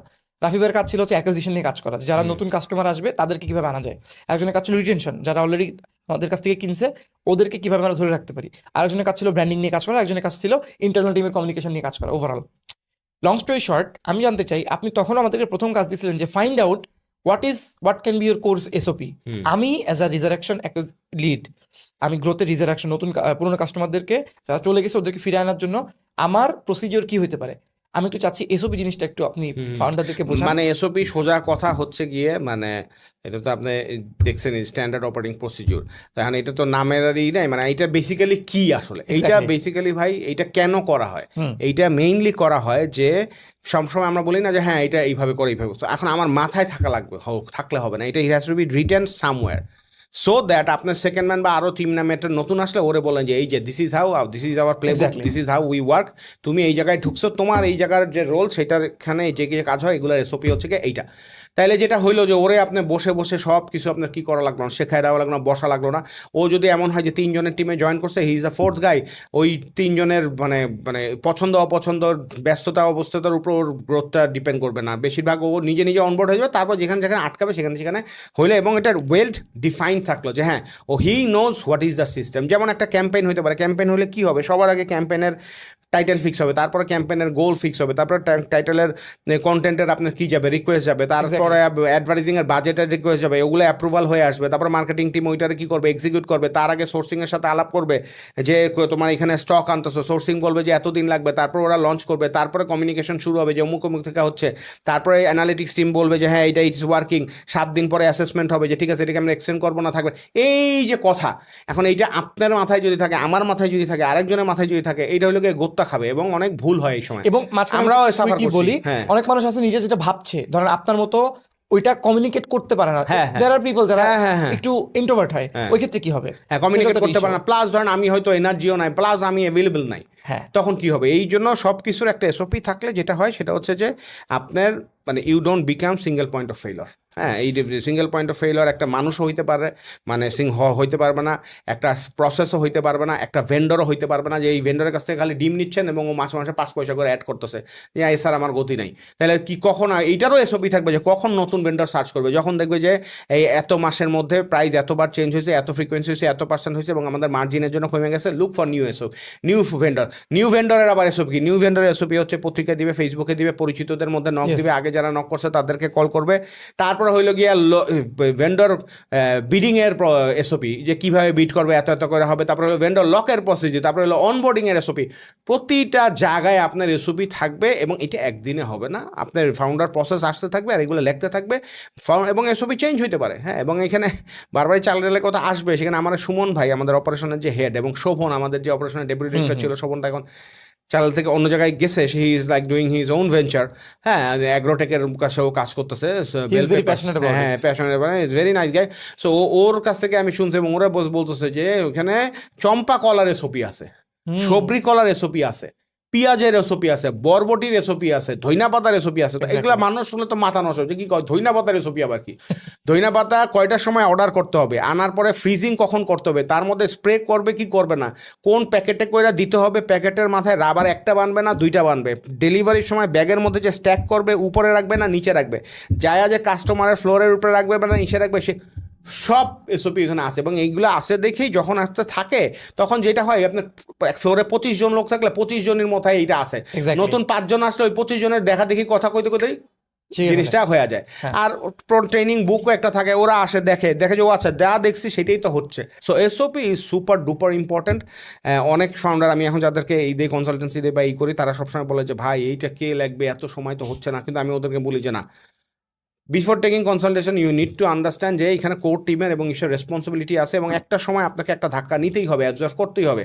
এখনই আপনি 20% অফ দ্য টাইম এসওপিতে দিবেন, যাতে আগামী 2 বছর পরে এটা আপনার 50% অফ দ্য টাইম কি করে দেয়, সেভ করে দেয়, এবং আপনার তখন আর কথা নেই, প্রসেসটা এস্টাবলিশ হবে। আপনার ওই যে মরার আগ পর্যন্ত যদি খালি এসওপি ছাড়া চলতে থাকেন, খালি অনেক ব্যান্ডউইথ নষ্ট হয়। হ্যাঁ, অনেক ব্যান্ডউইথ নষ্ট হয়, যে ওইটা করবে, ও আচ্ছা স্যার এটা তো, ও আচ্ছা স্যার ওনার তো কথা ছিল, ও আচ্ছা এটা তো হয় না, ও হো এটা তো ভুলে গেছি। হ্যাঁ, অনেক সময় আমাদেরও আগে হয়তো যখন আমরা এসওপি ছাড়া কাজ করতাম, যে 6টা মার্কেটিং চ্যানেল 4টা করছি, এরপর 2টা ভুলে গেছি, যারা এটা তো করার কথা ছিল। সো এটা যদি এসওপির পার্ট থাকে তাহলে আর কোনো সমস্যা নেই, ওখানে এসওপি খালি চেক হবে, ক্যাম্পেইন এইটা লঞ্চিং লাং লাং লাং ডান শেষ, Yes. তারপরে এভালুয়েট করো ডান ডান ডান শেষ, তারপর নেক্সট প্ল্যানিং করো, এটা হয়েছে এটা হয়েছে শেষ। এবং আপনি জানেন যে আমাদের এখানে এমনও ছিল, মানে এটা হচ্ছে গিয়ে ফিউচারের জন্য রেকর্ডও রাখার একটা কি থাকতে হবে, এসওপি থাকতে হবে, যে আমরা কি ট্র্যাক করবো এবং কি লং টার্মে প্রিজার্ভ করবো, কি শর্ট টার্মে প্রিজার্ভ করবো, যাতে ফিউচারে আমরা কি করতে পারি, ব্যাকওয়ার্ডে যায় ওইটা ডাটা দেখে ডাটা ড্রিভেন ডিসিশন কি নিতে পারি। সো অ্যানালিটিক্স স্টোরেজও আপনার কি লাগবে, এসওপি লাগবে। So SOP is a must. এখানে একটা জিনিস বলি, নট দ্যাট যে আমরা এসওপি ধুয়া খায়া করে ফালাইছি, এইটা আমাদের লার্নিং থেকে বলতেছি। আমরা 2-3 বছর এসওপি ছাড়া চলছি, এবং প্রতিটা জায়গায় এসওপির জন্য আমাদের টাইম ওয়েস্ট হয়েছে, টাকা নষ্ট হয়েছে, মিসম্যানেজমেন্ট হয়েছে, হয়েছে। কিন্তু when the founder took the initiative, যে এই মান্থের মধ্যে কোম্পানির যত এসওপি আছে সব করে ফেলাইতে হবে, তখন থেকেই আমরা কাজ করছি প্যারা হয়েছে, কিন্তু তারপর থেকে এটা সুফলগুলো কি আমরা ভোগ করতে পারছি। স্যার, এসওপির কথা বলতে বলতে আমি একটা আমার পার্সোনাল জিনিস শেয়ার করি, যেমন দিস ইজ সো ট্রু। আমি তো এসওপি আপনি যেগুলো শেয়ার করছিলেন ওগুলো দিয়ে আমরা কাজ করেছি, বাট আমার যখন কারোর সাথে কোনো কনসালটেশন কল হয়, আপনি যেমন ডেটা নিয়ে অনেক ডিপে যে কাজ করেন, আমি ডেটাতে কতটুকু করি জানি না, বাট আমি কন্টেন্ট রিলেটেড অনেক ফিডব্যাক দিতে পারি, যেহেতু আমি পডকাস্ট করি, কন্টেন্ট নিয়ে সারাদিন আমার ঘাটাঘাটির মধ্যে থাকতে হয়, এবং নিজে অনেক কনজিউমও করি যখন আমি ট্রাভেল করি। আমি কন্টেন্টটা অনেক মানুষের চেয়ে অনেক ভালো বুঝি বলে মনে হয়। সো আমি আমার 6টা কন্টেন্টের একটা ফ্রেমওয়ার্ক আছে, খুব শর্টে আমি একটু বলি, যারা যারা দেখছেন আপনাদের হেল্প হতে পারে, যেহেতু উদ্যোক্তা নিয়ে কথা হচ্ছে। সো যে কোনো একটা প্রোডাক্ট আমি যখন সেল করছি, ওই প্রোডাক্টের ইউনিক 6টা ফিচার বের করে, 6টা আর বেশি না, ওই 6টা কীভাবে করে আমি কাস্টমারের মাথায় দিতে পারি। যেমন গতকালকে আমার একজনের সাথে কথা হচ্ছিল, উনি হচ্ছেন পেন্ডেন্ট নিয়ে কাজ করে, পেন্ডেন্ট হচ্ছে মেয়েদের যে গলায় চেন টাইপের। সো আমি তখন বলতেছিলাম যে এইটা নিয়ে আপনারা তো দেখাচ্ছেন পেন্ডেন্টটা কেমন লাগতেছে, why didn't you create 6 different videos that will talk about individual things? খুবই সহজে যদি বলি, যেমন কথার কথা, এই পেন্ডেন্টটা একজন অফিস গোয়িং মানুষকে আমি টার্গেট করলে কেমন হবে, যে আপনারা অনেকেই খুবই কম এফোর্টে নিজেকে একটু গর্জিয়াস দেখাতে চান, তার জন্য আপনার কিন্তু খুব দামি জিনিসপত্র করতে হবে না, আপনি কিন্তু নর্মাল এই পেন্ডেন্টটা ইউজ করতে পারেন। গেল সেকেন্ড একটা হতে পারে, আপনি কি আপনার অফিসে বিয়ে বাড়ির মতো মেকআপ করে যাবেন না, তারপরে you have to look smart good, তার জন্য আপনার একটা খুবই ইউনিক স্ট্যান্ডার্ড একটা জিনিস লাগবে। এতদিন ধরে অনেকে আমাদের এই পেন্ডেন্টগুলো নিতে চাচ্ছিলেন, but now we have a discount for only you if you are ordering for the first time. গেল থার্ড হতে পারে যে আপনি আপনার ওয়াইফকে, হাজব্যান্ডকে টার্গেট করে আপনার ওয়াইফকে অনেক দামি কিছু গিফট না করতে পারলেও, now you can make her look gorgeous then ever, and this is the product you need to. So এরকম 6টা কন্টেন্ট আমরা বানাবো যেখানে টপ অফ মাইন্ড অ্যাওয়ারনেসে তাকে হিট করবে। এই যে অফিস গোয়িং যে মেয়েটাকে আমরা টার্গেট করতেছি, ওকে যদি আমি পুরো মাস এই একটা দেখাই, ওর যখন স্যালারি ডেট হবে, স্যালারি ডেটের আগে কিন্তু ও ঠিকই হ্যাড টু কাট করে রাখবে। ওই টাইমে যদি একটা চুপ করে ওকে, আপনি যেটা বলছেন SMS মার্কেটিং, একটা SMS বা একটা ইমেল বা কোনোভাবে যদি একটা হোয়াটসঅ্যাপ ব্লাস্ট পাঠানো হয়, ও যখন দেখবে একটা এক্সট্রা নাচ পাবে, ও একটা অর্ডার প্লেস করবে। তো আমি এটা কেন বললাম, SOP ইজ ভেরি ইম্পর্টেন্ট। ও যদি এই ফর্মুলাটা জেনে যাবে ফাউন্ডার, ওকে 6টা, ওকে পানি বিক্রি করবো, পানির জন্য কি হতে পারে 1 নম্বর, ওকে আপনি যে পানিটা খাচ্ছেন পানি বাহিত রোগ হতে পারে, আপনি যে পানিটা খাচ্ছেন are you carrying your water, so we have the best water, এরকম। থার্ড, আপনার ছোটবেলা থেকে বড় গুরুজন আমাদেরকে বলেছে পানি খাওয়া অনেক দরকার। আচ্ছা, আপনি কি পানি খাচ্ছেন টাইম মতো? ফোর্থ হতে পারে আপনার ফোনে ওরকম অ্যাপস আছে যেগুলো দিয়ে পানি খাওয়ার কথা বলে। আপনি কি জানেন এই বছর পানি না খাওয়ার কারণে এই রোগ হয়েছে? Everything that you give me, I will create a 6 content framework, এবং 6টা কন্টেন্ট টপ অফ মাইন্ড অ্যাওয়ারনেসে কাজ করবে। নেক্সট কোয়েশ্চেন হচ্ছে, এই সব কিছু জানতে পারছি বিকজ আই হ্যাভ ওয়ার্ড। তারপরে আমি আপনার সাথে, আপনি you are the main founder, I am one of the co founder, next ডিটেলসে জয়েন করতে পারছি as a my first venture. আমি জানতে চাচ্ছি, একটা মানুষের প্রথম একটা ভেঞ্চার বা একটা বিজনেস করার জন্য, অনেক মানুষই কিন্তু বিজনেস করতে চায়।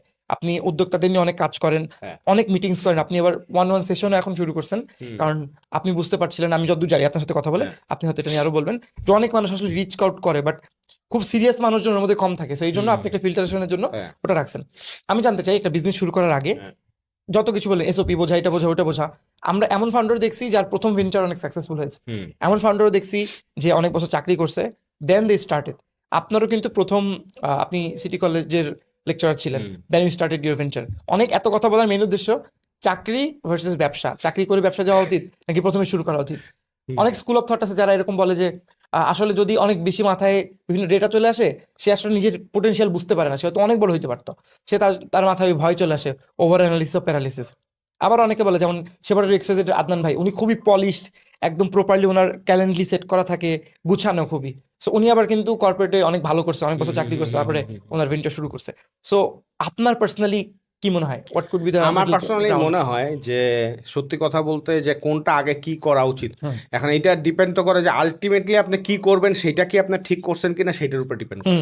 মানে আপনি কি চান যে না আমি আলটিমেটলি ব্যবসায়ী করব, যদি আলটিমেটলি ব্যবসায়ী করেন তাহলে আপনার প্যাথটা আপনি ওইভাবে সেট করতে পারেন। আর যদি বলেন যে না আমি তো ব্যবসায়ী করছি, আমার 14 গোষ্ঠী ব্যবসা করছে, সরি আমি তো চাকরি করছি, 14 গোষ্ঠী চাকরি করছে, আমার এত চ্যালেঞ্জ ভালো লাগে না ভাই, এটা আমার মাস শেষে আমার স্যালারি আসবে, দিস ইজ মাই কমফোর্ট, আমি চাকরি করবো, সেটা একটা জিনিস। আবার তো মনে করেন যে না চাকরি করবো ভালো কথা, 10 বছর করার পরে মনে হয়েছে আর ভালো লাগে না, এটা ডিপেন্ড করে, মানে এটা কোনো ফিক্সড কিছু নাই। তবে আমার যেটা মনে হয় যে ভাই সত্যি কথা বলতে, যখন যেটা মনে হয় সেটা না, যদি আপনি মন থেকে ভাল লাগে যে আপনি চাকরি করতেছেন, ইউ আর হ্যাপি, কোনো সমস্যা নাই, আপনার বাচ্চাদের ভালো মতো এডুকেশন দিতে পারতেছেন, ফ্যামিলির সাথে কি টুকটাক টাইম দিতে পারতেছেন, হ্যাঁ হয়তো ক্যারিয়ারে প্রথম 10 বছর 15 বছর টাইম দিতে পারছেন না, এরপরে আপনি ফ্যামিলির সাথে ঘুরতে পারতেছেন, দিতে পারতেছেন, ফ্যামিলি নিডস করতে পারতেছেন, রেসপেক্টেবল একটা ইসে আসছেন, তাহলে চাকরি খারাপ না, I don't see any problem. বড় একটা কোম্পানিতে কাজ করছেন, অনেক কিছু শিখছেন, this is great. Social security সম্মান অনেক কিছু সোশ্যাল পাওয়া যায় সিকিউরিটি চাকরিতে। সম্মান অনেক আছে, কিন্তু এখানে আসলে ওই যে ব্যবসা যারা করে তাদের আসলে হয় কি অনেক সময় যে সেটেল ডাউন করতে পারে না চাকরি না, তাদের মাথায় পোকা থাকে। হ্যাঁ, এটা যে ভালো পোকা খারাপ পোকা সেটা অন্য জিনিস, কিন্তু তাদের মধ্যে পোকা থাকে যে না আমার ভালো লাগছে, I am limiting, job is limiting, আমরা সব দিক থেকে আটকাইতেছে, ফ্রিডম নাই, কিছু নাই। যেমন আপনার আজকে আমি বলতেছিলাম না যে একটা বিল্ডিংয়ের সামনে আসার পরে যে আসার সব প্রবলেম যে ইজিলি আমি ইয়েস বললে বা একটু যদি চাইতাম তাইলে আমি হয়তো এই বিল্ডিংয়ে বসে থাকতে পারতাম, কিন্তু আমি আপনার সাথে রিক্সা করে যে যাচ্ছি পডকাস্ট রেকর্ডিং এর জন্য, I am feeling very happy. That building is one of the best buildings in Bangladesh. যাই হোক, হ্যাঁ বাংলাদেশ, এবং ওইখানে কাজও করছি, কিন্তু আমি চাইলেই আর হয়তো একটু বাড়াইতে পারতাম ডিউরেশনটা, কিন্তু আমার এখন মনে হচ্ছে যে আমি রিক্সায় যে আসছি ভালো লাগছে। এটা আসলে নিজের ভালো লাগাকে আপনি কত ইম্পর্টেন্স দিচ্ছেন এটাও ইম্পর্টেন্ট, আপনার ফ্যামিলিতে আপনি কতখানি সাপোর্ট পাচ্ছেন সেটাও ইম্পর্টেন্ট। সো টকিং অ্যাবাউট, আমি তো লাগে ব্যবসাও করছি, তারপরে চাকরিও করছি, আবার আবার প্রথমে হচ্ছে গিয়ে চাকরি, তারপর হচ্ছে গিয়ে ব্যবসা, তারপরে আবার করলাম হচ্ছে গিয়ে চাকরি, তারপরে আবার এখন আসছি ব্যবসায়, এখন আবার কি চাকরিতে যাবো কিনা এইটা আমি বলি আপনাদের। মাঝখানে আমি একটু ইন্টারাপ্ট করব, কিন্তু আমি আপনাকে যখন পার্সোনালি দেখেছি ইন চার্ডাল, you are not doing a job, আপনার কিন্তু টাইম টেবিল ওরকম ছিল না।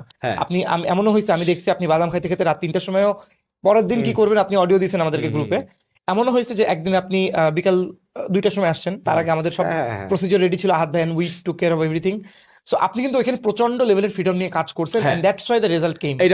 এটাও সত্য, এবং এটা ফাউন্ডারেরই ক্রেডিট, যে ফাউন্ডার বুঝতে পারছে যে ভাই I just need to get the things ডান। আমার ওই রকম ওই যে আমি বসায় রাখবো, চোখের সামনে ঘুরবো, চেহারা দেখার জন্য দরকার পড়বে না। সো এটা ওয়াসিম ভাইও বুঝতে পারছে, উনিও ফ্রিডম দিছে, আমিও করছি, উনিও বুঝছে যে ওমর ভাইরে একটা বড় প্লেয়িং ফিল্ড দিলে উনি মজা পাবে কাজ করে, তো আমি দিছে পারছি। হ্যাঁ, সবার যে একই জার্নি হবে তা কিন্তু না। হ্যাঁ, Exactly. ওই যে সবাই বলে না যে ফাইন্ড আ গ্রেট বস জবের চেয়ে। সো গ্রেট বস যদি পান তাইলে your life can change a lot. And আপনি গ্রেট টিম যদি বিল্ড করতে পারেন, আর সেটা যদি হয় নিজের হাতে বানানো, তাহলে তো নাথিং লাইক ইট। লাইক আমার যেমন অনেক সময় মানে খুব মানে রাত্রেবেলা আমি খুব মানে মনে হয় যে আলহামদুলিল্লাহ, মানে আমি খুব স্যাটিসফাইড মাইন্ড নিয়ে কী করি ঘুমাই, সকালবেলা উঠে দেখি যে আচ্ছা আমার কি কোনো টেনশন আছে না, নাই, আল্লাহু আকবার। মানে এটা তো এই শুধু ঘুমাইতে যাওয়া টেনশন ছাড়া, ওঠা টেনশন ছাড়া, এটা যে কত বড় ব্লেসিংস এটা তো সবাই জানে, এটা সবার ড্রিম, সোজা কথা যেটা আর কি।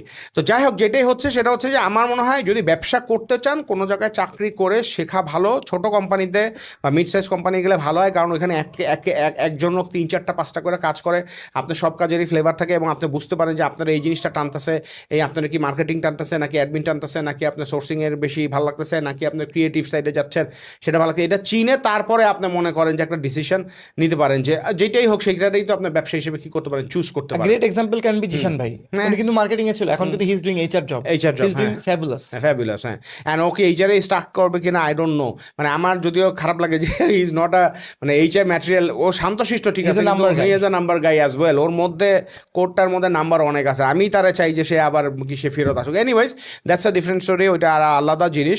কিন্তু টকিং অ্যাবাউট এইটাই যে সেটা হচ্ছে কি ডিপেন্ড করে আপনি আসলে কী চান। আর এখানে একটা বড় আছে, এটা আমি সবাই ধরেন যারা ব্যবসায় হইতে চান, চাকরি করে হন না নিজে হন যাই হন, সেটা হচ্ছে ফ্যামিলির সাপোর্ট একটা খুব ইম্পর্টেন্ট জিনিস। সবাই নিতে পারে না ফ্যামিলির প্রেশারটা, যে হচ্ছে না। যেমন আমার ফ্যামিলিতেও অনেক সময় বলে যে কিসের দরকার এত ব্যবসা, এত চিন্তা, এত মিটিং, এত তোমার শরীর খারাপ, বয়স হয়েছে, পারবা কিনা। তারা তো আর এইটা বুঝে না যে আমি এখন আমার এটা বুঝে না পারে, হয়তো বুঝে তারপরেও হয় যে এত কষ্ট করতেছি কারণ হচ্ছে কি আমার ফ্রিডমের জন্য। কয়দিন পরে এই আমার অটো হবে আর কি, মানে এই জিনিসটা যেমন কনসালটেন্সি ভেরি টাফ জব, বাংলাদেশে বুঝেই না মানুষ কনসালটেন্ট কী করবে। যেমন আমাদের গ্রোথ টিমের কথা, গ্রোথ টিম কী করে, কনসালটেন্সিটাও হয়তো মানে এমএনসি বা অন্যান্য কালচারে যারা থাকে তারা বুঝে, কিন্তু এসএমই যারা তারা তো এত কিছু বুঝে না, এটা আবার কী জিনিস। কিন্তু 1 বছর 2 বছর বা ধরেন আমি যে 6 বছর 6 মাস 1 বছর ধরে দিচ্ছি, এখন আমি তো দেখতেছি যে অলমোস্ট লাইক আপনার রেভিনিউ স্ট্রিম তৈরি হয়ে গেছে আমার জব লাইফে যেরকম ছিল সেই রকম, এবং হয়তো এটা এক্সপোনেনশিয়ালি বাড়তে থাকবে 1 মাস 2 মাস 4 মাস পর, তখন আমার ফাইন্যান্সিয়াল ফ্রিডমটা বাড়বে, আমি আমার ফ্যামিলির বেশি টাইম দিতে পারবো। সবচেয়ে বড় কথা হচ্ছে আমি talking and meeting a lot of other founders, young ছেলেদের সাথে কিন্তু ইয়াং ফাউন্ডারদের ভিশন আমি বুঝতে পারতেছি, আমি ওইখান থেকে শিখতেছি, ওদেরকে আমি আমার এক্সপিরিয়েন্স থেকে বলতেছি, ওর লাইফটা চেঞ্জ হয়ে যেতেছে, ও এক্সাইটেড হইতেছে, বাংলাদেশের নেক্সট এন্টারপ্রেনার পাইপলাইন তৈরি হইতেছে, নেক্সট লিডার্স তৈরি হইতেছে, এটা তার কম কথা না, মানে এটাও তো একটা বড় জিনিস। তো ইটস অল ডিপেন্ডস অন যে আপনি কি খালি টাকার শান্তি খুঁজতেছেন নাকি আপনি মানে আপনার মনের শান্তিটাও ইম্পর্টেন্ট। আমি যেমন আমার নূর ভাইয়ের লাস্ট পডকাস্টে বলছি যে আমি আসলে যেটা পছন্দ করি সেটা গুরুত্ব আমি দিই। সো এটা আসলে আমার মনে হয় সবারই দেওয়া উচিত এবং ফ্যামিলিরও বোঝানো উচিত, yes you guys are my priority, তোমাদের আমি সবই দেখবো, কিন্তু আমারও আমি সব কিছু শেষ করতে চাই না। যেমন আমাদের এখানে বলে যে বাবারা সবসময় কী করে, স্যাক্রিফাইস করে, হ্যাঁ আমরাও করি, কিন্তু স্টিল আমি আমার লাইফে একটু বলছি যে আমি একটু স্বার্থপর যদি এটা মনেও হয় তাইলেও আমি করবো, বিকজ মানে I also want to enjoy, I also want to like feel great, and I also want to, এখানে ব্যবসায় আরেকটা বড় জিনিস আছে, সেটা হচ্ছে যে টেক চান্সেস, রিস্ক নেওয়া এবং ফিক্স না যে প্রত্যেকদিন সকালে ইজ এ নিউ হাসেল, আমার রেভিনিউটা জেনারেট করতে হবে, আমার বিলসটা পে করতে হবে, আমার এমপ্লয়ের স্যালারি দেবে, এই যে একটা রিস্ক, অ্যান্ড আল্লাহর উপরে বিশ্বাস করা যে আমার এই আল্লাহ কী করে দিতেছে, অ্যারেঞ্জ করে দিতেছে, বিউটিফুল থিং। অনেক ব্যবসায়ী বলবে যে ভাই এইটা লাগবে জানি না কোথা থেকে একটা রেভিনিউ হয়ে গেছে, কোথা থেকে একটা সেলস হয়ে গেছে, এইটা হচ্ছে ডিলাইট। এটা যেমন আপনি বুঝেন না, আপনার তো কনসালটেন্সি এবং এই করছেন, হঠাৎ করে একটা ক্লায়েন্ট চলে আসলো, আপনার এইটার টাকা হয়ে গেল। অনেক সময় এটা হয়, এবং এমনও হয়েছে যে মানে একদিন আমার ওটা তো মাসে শেষ ছিল, সো আমার কাছে খুব বেশি বিল ছিল না, এন্ড আমার হঠাৎ করে I wanted to give a treat to my friends, ওই আমার ফ্যামিলিতে আমার মামা আসছিল, এন্ড মানে things are going very good, এটা হচ্ছে দুর্গাপূজার আগে ইভেন্টসে, and I just got 2 consultation, and আমার পার কনসালটেশন সেশন হচ্ছে 4,900 টাকা, and initially next morning I just had 10,000 টাকা in my pocket, and I could give treat to everyone. So It's a beauty. এটা খুব এক্সাইটিং, এন্ড ওনারাও কিন্তু value পেয়েছে, they both give reviews to my channel, মানে আমার পেজে একটা রিভিউ সেকশন দেখতে পারবেন সবাই। ভেরি নাইস, এটা খুব ভালো। হ্যাঁ, সো দ্য থিং ইজ এটাই যে ব্যবসায়ী হবেন না হবেন, it's totally up to you, but ব্যবসায়ী হইতে হলে আপনার ওই যে আপনার ইনস্ট্যান্ট গ্র্যাটিফিকেশনটা একটু কম, মানে আপনার সাথে সাথেই যে আপনি করতে পারবেন, বিল্ড করতে হবে, জিনিসটা দাঁড়া করাইতে হবে, তারপরে আপনি অনেক এখান থেকে ফ্রিডম পাবেন, রেসপেক্ট পাবেন, অনেক মানুষের কর্মসংস্থান করতে পারবেন, খুব ভালো।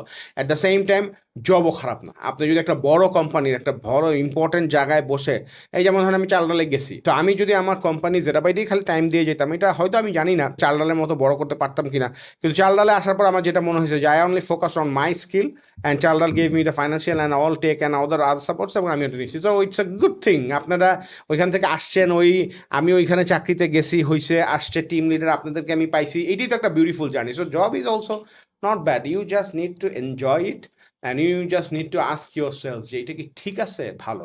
আর একটা জিনিস হচ্ছে যে মানে নিজের মনের ইচ্ছা বা নিজের মনের যে স্বপ্নগুলো আছে এগুলোর একদম কিল করে ফেলায়েন না, হ্যাঁ, মানে মাঝে মাঝে একটু হইতে হবে, এবং আপনার ফ্যামিলি, আপনার লাইফ পার্টনার যারা থাকবে তাদেরকেও তো বুঝতে হবে যে you also want to have a life যেটা আপনার কাছে ভাল লাগবে, কারণ হ্যাঁ সেটি। So I am not over glorifying everything, but আপনি যেটা বলছেন স্বপ্নকে মেরে না ফেলা, হ্যাঁ একটা পার্সোনাল স্টোরি শেয়ার করি। আমার খুবই মানে ক্লোজ একজন ফ্রেন্ড আছে, সো ও ব্যাংকে জব করে।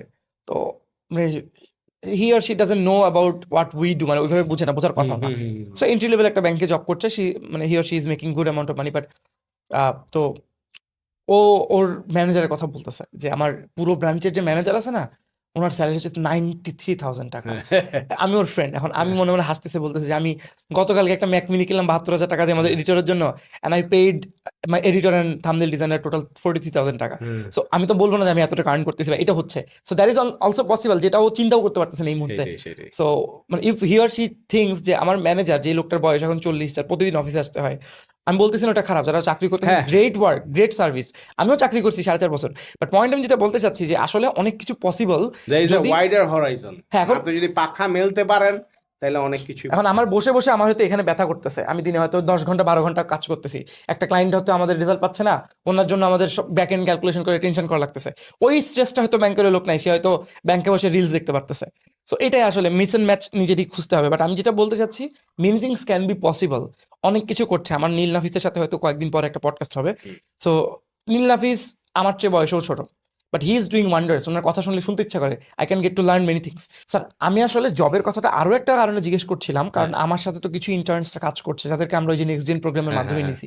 এদের মধ্যে অনেক অনেক ইমপ্রুভ করছে, but please don't mind. But একটা ইম্পর্টেন্ট জিনিস হচ্ছে, ধরেন কথার কথা একটা ইনস্ট্রাকশন বোঝা, একটা কমিউনিকেশন, আমি একটা জিনিস বলছি এটা বোঝা। ক্লায়েন্ট একটা জিনিস জিজ্ঞেস করছে, একটা ছোট্ট এক্সাম্পল ধরেন, একদিন একটা ক্লায়েন্টের সাথে মিটিং হচ্ছে, যে ক্লায়েন্ট একটু অনেক বছর চাকরি করে, সে 10 বছর চাকরি করে সে একটা বিজনেস শুরু করছে। আমার সাথে কথা বললে আমাদের কিছু ইন্ডাস্ট্রি লিঙ্গ আছে, মার্কেটিং এর কেপিআই, এসওপি, আর তারপর হচ্ছে আপনার কথার কথা এইটা ক্যাম্পেইন, এটা ওটা।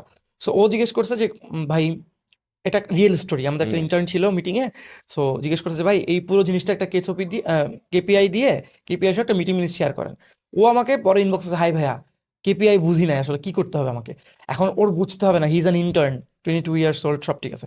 বাট আমার কাছে পার্সোনালি মনে হয়েছে, আমার যে এডিটরও আছে, কমিউনিকেশন বোঝা, তারপর হচ্ছে কি বলতে যাচ্ছে ওইটা খুব তাড়াতাড়ি বোঝা, এগুলোর জন্য একটু যদি কেউ জব করে, তাহলে মনে হয় তার, ইভেন আপনি যেটা বলছেন, কেউ যদি চিন্তাই করে যে আমি এখান থেকে যে বের হয়ে আমি ইভেনচুয়ালি বিজনেসই করবো, তারপরেও একটা বিজনেস কিভাবে কাজ করে, আমি যদি আজকে ই কমার্সে কাজ করতে চাই, ই কমার্স বিল্ড করতে চাই, একটা বছর কোনো একটা ফ্রি ইন্টার্নশিপ হলেও যদি করি, ওইটা ইভেনচুয়ালি একটা ভালো হেল্প করে না? এটা আপনার, আমি ঠিক অফকোর্স জানতে করে, চাই। অফকোর্স করে, এবং এটা দরকারও আছে। কারণ হচ্ছে কি, আমি একটা এক্সাম্পল দিই, মানে এটা কিভাবে কাজ হয়। যেমন আমাদের এখানে, ওর নামটা আমি ভুলে গেছি, ওর নামটা বলতেও চাই না, কিন্তু সেটা হচ্ছে যে আমাদের চ্যানেলে কাস্টমার সাপোর্ট একটা ছেলে ছিল।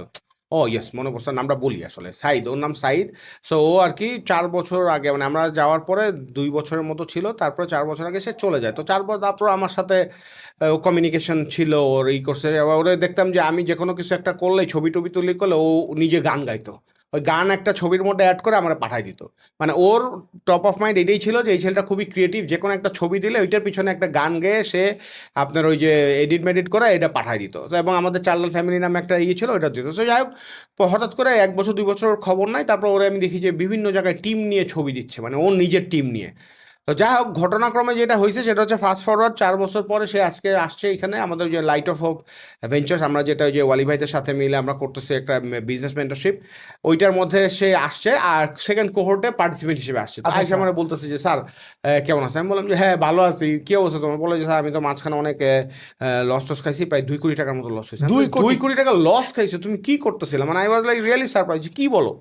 বলে যে হ্যাঁ স্যার স্যার আমি তো এখানে ই করছি, আমার একটা মামাতো ভাই কাজিন আছে, এসে জাপানে ছিল, জাপান থেকে ই করছে, আমি একটা গ্রসারি ব্যবসায় করছিলাম, আমি বিজনেস B2B করতাম আর B2Cও কিছু করতাম, তো এটা করে স্যার এইটাই করছে। তা আমি বললাম যে তুমি কীভাবে পালো? বলে যে, স্যার আমি তো আগেই কাজ করছি, কাস্টমার সাপোর্টে কাজ করছি, কীভাবে হ্যান্ডেল করতে হয় সেটা বুঝছি, আর টাকা পয়সাও ছিল, আর আমার মার্কেটিংয়ের এটা আগের থেকেই পোকাটা ছিল, চাল্লাল থেকেও তো আমি অনেক কিছু শিখছি। তো যাই হোক অনেক ফাস্ট ফরওয়ার্ড অনেক কিছু, সে কিছু মিস্টেকও করছে, কিন্তু কি অনেক কিছু সে স্কেল আপ করতে পারছিল, চালডাল যেগুলো শিখছে সেগুলো থেকে, কমিউনিকেশন এবং সব এক্স চালডাল ছিল, টিম মেম্বার কীভাবে সামলাইতে হয় সেগুলো সে শিখছে। সো এইখানে যেটা হয় যে কোম্পানিতে থাকলে যেটা হয় যে একটা টিমের মধ্যে কাজ করা, to be a part of a team player, এইটা খুব ইম্পর্টেন্ট জিনিস। ফাউন্ডার একলা একটা নিজে নিজে করবে সেটা না, তার টিমরে তো চালাইতে হবে। সো এই জিনিসটা শেখা। তারপরে কমিউনিকেশনের কথা, হ্যাঁ, বস ভাই, তারপরে স্যার ম্যাডাম নামের পরে তো একটা আপু, ভাই দিতে হয়। হ্যাঁ এইগুলা বলা। তারপর আপনি এই যে হোয়াটসঅ্যাপে যে আপনি কমিউনিকেট করতেছেন, আপনি কি নর্মাল বাংলায় লিখতেছেন না ভাঙাচোরা লিখতেছেন না বাংলিশ লিখতেছেন না ইংলিশ লিখতেছেন, এইটা। তারপরে two have a proper profile picture in your social media and আপনার কোম্পানির আপনার যেটা থাকে, হ্যাঁ কোম্পানির যে অ্যাপটা থাকে সেটার মধ্যে, এইটা একটা ইম্পর্ট্যান্ট জিনিস। তারপরে বস যে বড় বড় ডিসিশন নিচ্ছে, মিটিং করতেছে, এই যে একটা ডিসিশন মেকিংয়ের যে ক্যাপাবিলিটি, এইভাবে যে নেওয়া যায়। তারপরে কোম্পানিতে যে অনেক সময় সিচুয়েশন হচ্ছে যে খুব টাইট আবার খুব ঢিলা, এই জিনিসটা বোঝা যায় এই সময় কোম্পানি কোন দিকে যায়, কীভাবে টিম ম্যানেজ করে। তারপরে এই যে স্যালারির যে একটা প্যারা, এমপ্লয়ীদের মধ্যে কী কী কাজ করে, হ্যাঁ স্যালারি যারা দেয় তারা কীভাবে বুঝায় যে ঠিক আছে একটু দেরি হচ্ছে বা এটা হচ্ছে। তারপর আপনার এই যে ব্যবসা করে যে রেভিনিউগুলো আসতেছে, কালেকশন না হইলে যে স্যালারি হবে না, সেল না হইলে যে রেভিনিউ না আসলে যে স্যালারি হইতে দেরি হবে, এই যে রিয়েল লাইফে যে জিনিসগুলো বোঝা, এইটা is so dam important for an entrepreneur.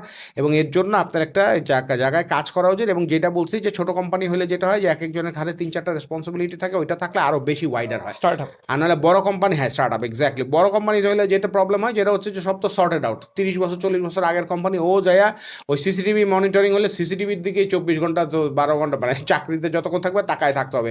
দারোয়ান হইলে ওই দারোয়ান পার্ট অফ আ মেশিন। দাঁড়ায় থাকতে হবে। আপনি যদি ওইখানে ওই হয় যে আপনার কথার কথা যে স্টোর ম্যানেজার, ওই স্টোরের মধ্যে বৈশা খালি খাতায় কলমে কী রাখবে, হিসাব রাখবে, এইটা মেক্স ইউ প্যারালাইজ। আপনার ডাইমেনশন কমায় দেয়, আপনার নিজের রিটারে উইংসগুলারে কাইটা দেয়, আপনার চিন্তা ভাবনারেও আপনার ন্যারো ডাউন করে ফেলায়, এবং একটা সময় আপনারা প্যারালাইজ করে ফেলায় যে না তুমি যা আসো ভালো আসো, বাইরে যায় পারবা না, এত কিছু তোমার দ্বারা কি হবে না। আপনি আসলে আমার ভালো লাগতেছে, কারণ আমি এখানে একটা মানে কোশ্চেন জিজ্ঞেস করতে পারবো, এটা খুব ইন্টারেস্টিং। অনেক মানুষ স্যার আমার ফ্রেন্ড গ্রুপে আছে, এগেন আই এম নট জাজিং, জাস্ট রিপোর্টিং হাম্বলি, যে যাদের মধ্যে একটা খুবই ইয়াং বয়স থেকে কষ্ট কম করার ব্যাপারে একটা আগ্রহ কাজ করে। আপনার কথা যদি আমি বলি, you are from a very well to do family. আপনার আমি আসলে বলতে চাচ্ছি না পার্সোনাল কথা, but you are from a good family. But তারপর আপনি যখন আমাদেরকে 2 বছর আগে বলতেন যে আপনি যখন প্রথম বিজনেস করছেন, আপনি গ্রামীণ ফোনের অফিসের সামনে যে ডেলিভারি করছেন, আপনি বাসেও তখন উঠছেন অনেক। এখন 22 টাকা দিয়ে ফাল্গুন বাস থেকে এলিফ্যান্ট রোড থেকে যাইতাম আসতাম, এবং বাসায় আসার পর যখন মুখ টুক ধুইতাম দেখতাম যে মানে ময়লা বের হইতেছে মুখের থেকে এবং কাশির থেকে বাসের ধুলার জন্য। হ্যাঁ, পার্ট অফ লাইফ। হ্যাঁ, এখন আমি বলতে চাচ্ছি যে কথাটা, যেমন আমার অনেক পরিচিত লোকজন আছে যাদের লাইফে হয়তো তারা থাকছে এমন জায়গায়, এখন আই এম নট জাজিং, আবারও বলতেছি কারণ একটু কন্ট্রোভার্সিয়াল, সেটা হচ্ছে তাদের ইচ্ছা হচ্ছে they want to get into government job. The biggest reason why they want to get into government job is কাজ কম থাকে, লাইফে টাইম কম থাকে। এবং আমি তখন একটু ফলো আপ কোয়েশ্চেন করি, আমার মধ্যে তো এই পোকাটা আছে, আচ্ছা এটা কেন হবে? বলছে আমার যদি ফ্যামিলিতে গ্রামের জমি বেচেও করা লাগে তাও ঢুকতে হবে, করলে ভালো বিয়ে করা যাবে, এবং এটা মানে জাস্ট বলতেছি মজা করে। এবং হচ্ছে মানে কাজ কম থাকবে, দ্য বিগেস্ট থিং ইজ কাজ কম। তুই এনজিওতে ঢুকিস না, এনজিওতে কাজ বেশি। আচ্ছা ফিল্ডের জবে ঢুকিস না, অনেক কষ্ট, এখানে করলে তেমন কিছু করা লাগবে না, দিনে 2টা রিপোর্ট দিয়ে তুই টিম লিডারে বসে থাকবি। আমি এই প্রবণতা অনেক ইয়াং ছেলে পেলে যাদের বয়স 21 থেকে 29-এর মধ্যে, যেই টাইমটা সবচেয়ে বেশি কাজ করার মতো, এবং আপনাকে দেখতেছি আপনার যে কোনো বাংলাদেশের যে কোনো একটা কোম্পানিতে আপনাকে নেওয়ার জন্য পাগল হয়ে থাকবে, স্টিল আপনি এত মেন্টরশিপ করতেছেন, এটা করতেছেন, নেক্সট ডেস আমাদের এজেন্সি ক্রিয়েট করছেন। আমার জব ছিল, আমি যে রেস চাইছিলাম লাস্ট কোম্পানি তখন দিতে চাইছিল, স্টিল আমি সব বাদ দিয়ে কন্টেন্ট ক্রিয়েশনে ঢুকলাম, এক জেলা থেকে অন্য জেলায় আসলাম। সো হার্ড ওয়ার্ক না করার যে ইচ্ছাটা, সবার লাইফের ভিশন ডিফারেন্ট, সব ডিফারেন্ট, বাট এটা আসলে কিভাবে কি করা যায় স্যার বলেন তো? না এইটা মানে যেমন আপনি মানে মানে অনেক ভালো ব্যাকগ্রাউন্ড দিচ্ছেন, নিজে সব দিচ্ছেন, কিন্তু আমিও আসলে এখন মানে মাঝে মাঝে একটু স্যাড হই। কেন হই?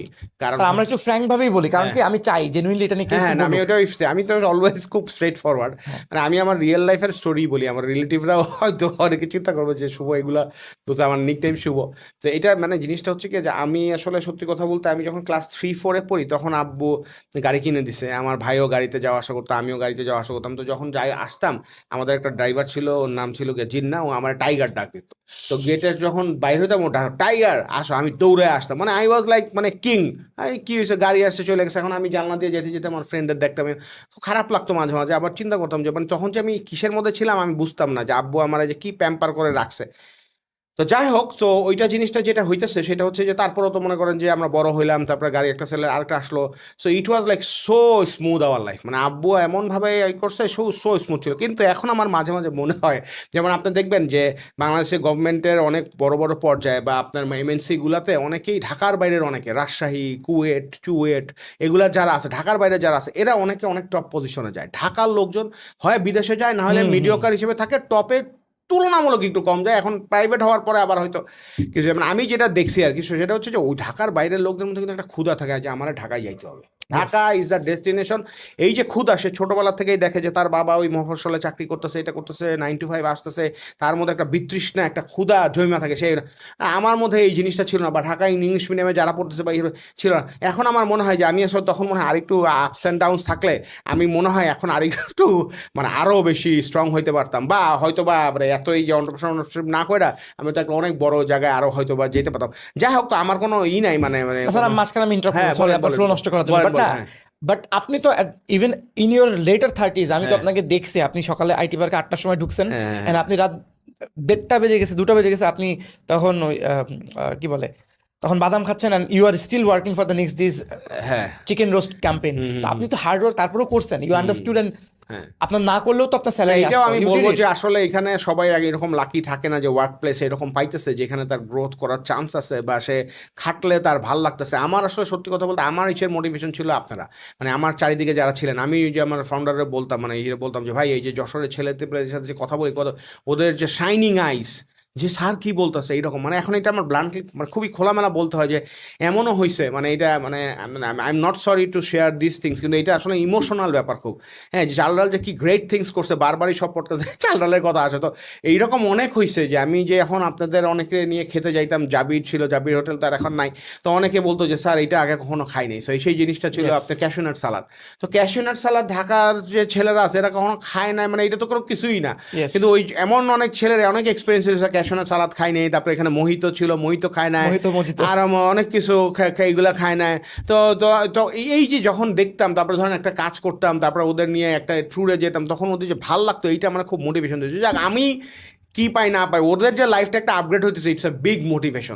অনেকের যেটা হয় সেটা হচ্ছে ওরা বুঝেও না আসলে যে মানে এইখানে যে আসলে আরও অনেক কিছু ইম্প্যাক্ট করার আছে, কারণ ওই রকম গাইডেন্স পায় না বা ওইরকম অনেক সিচুয়েশন পায় না। আর একটা বড় জিনিস হচ্ছে যে ভাই এখন সবচেয়ে খারাপ, কন্টেন্টের অনেক বড় জয় জয়কার চলতেছে, কিন্তু এই কন্টেন্টের মধ্যে অনেক কিছু, হ্যাঁ আমরা যেখানে বসে আছি এখানেও অনেক কন্টেন্ট এইরকম আপনার হচ্ছে, বা চারিদিকে এরকম হয়ে যাচ্ছে যে খালি টাকা টাকা টাকা, এইটা করবা, এইটা করলে, এইটা করলে, এই যে শর্টকাটস যে মানুষগুলোর আমরা কি করতেছি, শিখাইতেছি।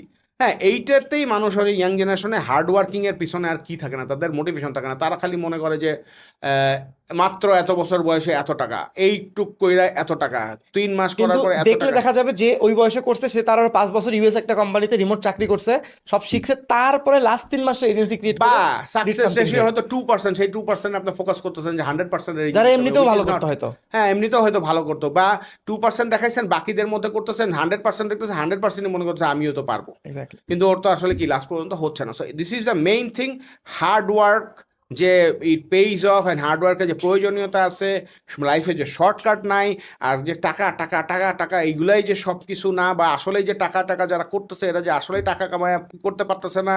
হ্যাঁ, এই জিনিসটা রিয়েলাইজেশনটা আনতে হবে। অ্যান্ড আবারও I comes back to us, যারা আর কি করছি, যারা আর কি এগুলা জানি, সেগুলো আরো বেশি বেশি কি করতে হবে, বলতে হবে। লাস্ট পডকাস্টে আমি সেদিন দেখি যে হঠাৎ করে একটা পডকাস্টে যে নাফিস ভাইদের সাথে পডকাস্টে আমি বলতেছি যে ভাই আমি হাত পা সবই ধরতেছি, পরে মনে হলো যে এটা কীভাবে বললাম, কিন্তু আমার আসলে আই লিটারেলি বলতেছি যে ভাই এখানে যারা আসলে যাদের কন্ট্রিবিউট করার মতো স্কোপ আছে ইয়াং জেনারেশনের জন্য, ইকোসিস্টেমের জন্য, তাদেরকে আমি এইভাবেই হামলে রিকোয়েস্ট করছি যে কাম ফরওয়ার্ড। আপনি তো আপনার লাইফ বানায় ফেলাইছেন, তো ইয়াং জেনারেশনের জন্য একটু কি করেন, কাজ করেন, টাকা পয়সা কামানো যাবে, তাদেরকে রাইট জায়গায় গাইড করে টাকা পয়সা কামানো কোনো সমস্যা তো নেই, টাকা পয়সা তো দরকার। আল্লাহ তাআলা বলছে যে আই নো ইউ লাভ মানে টাকা পয়সা, কারণ আমি বানাইছি তোমার না, এটা গুনার কিছু না, এটা কামান।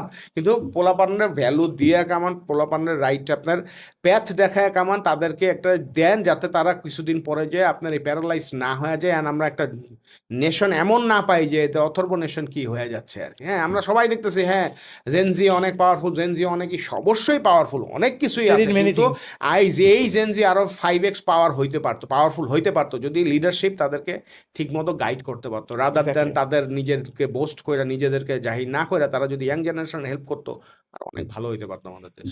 একটা পডকাস্ট আছে হিন্দিতে, আপনার রণবীর আলাবাদের, ওখানে একটা ক্লিপ আছে এরকম যে there is this Indian singer called Sonu Nigam, উনি আসছিল, ওনাকে জিজ্ঞেস করা হয়েছিল যে ওয়াই ডু ইউ থিঙ্ক যে অরিজিৎ সিং এত ভালো করছে, তখন উনি একটা ওয়ার্ড বলেছিল হিন্দিতে, এটা যারা দেখছেন তারা জানেন, চাবানা পড়তা হয়, মানে হচ্ছে ইউ হ্যাভ টু চুই the food every time.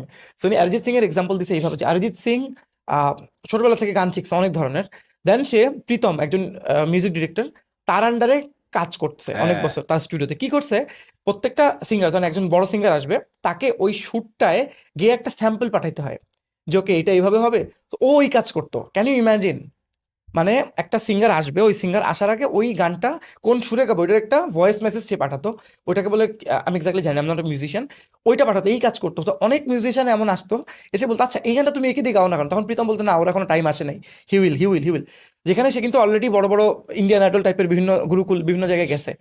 Last 2012 সালে there is this song called Raabta, যেখানে Arijit Singh got his first break. তারপর সে মিঠুন নামে একজনের সাথে আশিকি একটা মুভিতে গান গায়, এখন তো অরিজিৎ সিং হচ্ছে এশিয়ার one of the biggest singers. So সে কিন্তু মানে ওই সময় চাইলেই সে ফরফর করে, না আমি তো এই শো দিচ্ছি, আমি স্টুডিওতে গানে কাজ করবো, আমি প্লেব্যাক সিঙ্গার হব, আমি স্টেজ কাঁপাবো, বাট সে বছরের পর বছর এগুলো করছে। মানে ইটস লাইক আমি বুঝাই মানে এটা হচ্ছে লাইক অ্যাসিস্ট্যান্টের কাজ করা নর্মাল, যে ভাই স্যার আপনি আসেন, এরকম একটা ভয়েস, এরকম আর কি। তো এটাই বলতে চাচ্ছি যে চাবানা পড়তা হয়, আপনার এই যে government job is not a bad thing. So হ্যাঁ, এক্স্যাক্টলি। আমি মানে আমি এমনি শেয়ার করি, গতকালকে আমার কাছে একটা ফোন আসছে, হ্যাঁ ফোন আসছে পরে মানে নামটা ট্রু কলারে আসছে, তো আমি বলতেছি যে নামটা তো অর্ধেক নাম পরিচিত, বাকি অর্ধেক নাম পরিচিত না। তা আমি বললাম যে এটা আবার কি, হ্যাঁ আমি নামটা আসলে বলতে চাইতেছি না, যাই হোক। তখন ও দেখি যে one of the largest company CEO phone করছে। তা আমি বললাম যে, বললো যে ওমর ভাই, আমি বললাম যে হ্যাঁ ভাইয়া ওমর ভাই, মানে আমি খুব ক্যাজুয়ালি কথা বলতে তখন বললো যে আচ্ছা আমার স্যার, মানে উনি বলতেছে যে আমার স্যার আপনার প্রোফাইলটা আমার কাছে পাঠাইছে, তো আমরা আপনার সাথে একটু আলাপ আলোচনা করতে চাইতেছি। তো আমি বললাম যে কি রিলেটেড, বললো যে না আসলে, যাই হোক উনি ওই ইন্ডাস্ট্রি আরেকটা ফাউন্ডারের নাম বললো যে ও আমার ছোট ভাই। তো আমরা খুব অবাক হয়ে গেলাম যে ওনার যে বড় ভাই, যেই ফাউন্ডারের কথা বলছে, ওনার যে বড় ভাই আছে এটাই আমরা জানি না, বাট আমাদের সবার খুব ক্লোজ ওই ফাউন্ডার। যাই হোক, তো বলতেছে যে ওর সাথেও আপনার ব্যাপারে কথা হইতেছিল, এবং আজকে এসে দেখি যে আমাদের চেয়ারম্যান স্যার আপনার এটা পাঠিয়েছে, তো আপনি কি আসতে পারবেন? তো তখন আমি বললাম যে আচ্ছা হ্যাঁ অবশ্যই ভাই আসতে পারবো, কিন্তু আমি তো 10 তারিখ 12 থেকে পরে আসতে হবে ব্লা ব্লা। মেইন যেটা কথা ফাস্ট ফরওয়ার্ড, সেটা হচ্ছে আমার ওয়াইফের সাথে আমার কথা হইতেছিল যে উনি বলতেছিল যে তুমি আবার ওইখানে এখন মানে কেন যাবা, বা যাবা কি যাবা না। আমি বললাম যে যদি শেখার কিছু থাকে তাহলে ঠিকই যাবো। হ্যাঁ, এবার আমি বলছি যে I have started my own ventures, তো ওইটা তো অটো পাইলট প্রায় চলে গেছে। আহাত অ্যান্ড সালামিন অ্যান্ড আপনারা খুব ভালো কাজ করতেছেন, অ্যান্ড ওইখানে আমি বাইরে থেকে ওইখানে কন্ট্রিবিউট করতেছি। কিন্তু যদি শেখার জিনিস আসলে থাকে ওইখানে, বা বড় আর একটা টিম বিল্ডিংয়ে যদি সুযোগ থাকে, তাহলে ডেফিনেটলি ট্রাই ইট আউট। হ্যাঁ, তবে হ্যাঁ ফুল টাইম হয়তো দিব না, কিন্তু ওইভাবেই বলতে হবে যে না আমার ফ্রিডমও রাখতে হবে, কিন্তু I will build what ever is required down here. তো এই যে একটা পোকা, যে শেখার একটা জিনিস, কারণ আমি যেহেতু ওই যে 2-4 জন ফাউন্ডারের সাথে কাজ করছি, আমি বুঝি যে শেখার যে কি মজাটা, অ্যান্ড শিখতে পারলে নিজের হয়ে যায়। যেমন আপনি আজকে বারবার বলতেছেন স্যার এই কোয়েশ্চেন করবো, এই কোয়েশ্চেন করবো, এগুলো আমার কিছু নেই, it's like in my blood.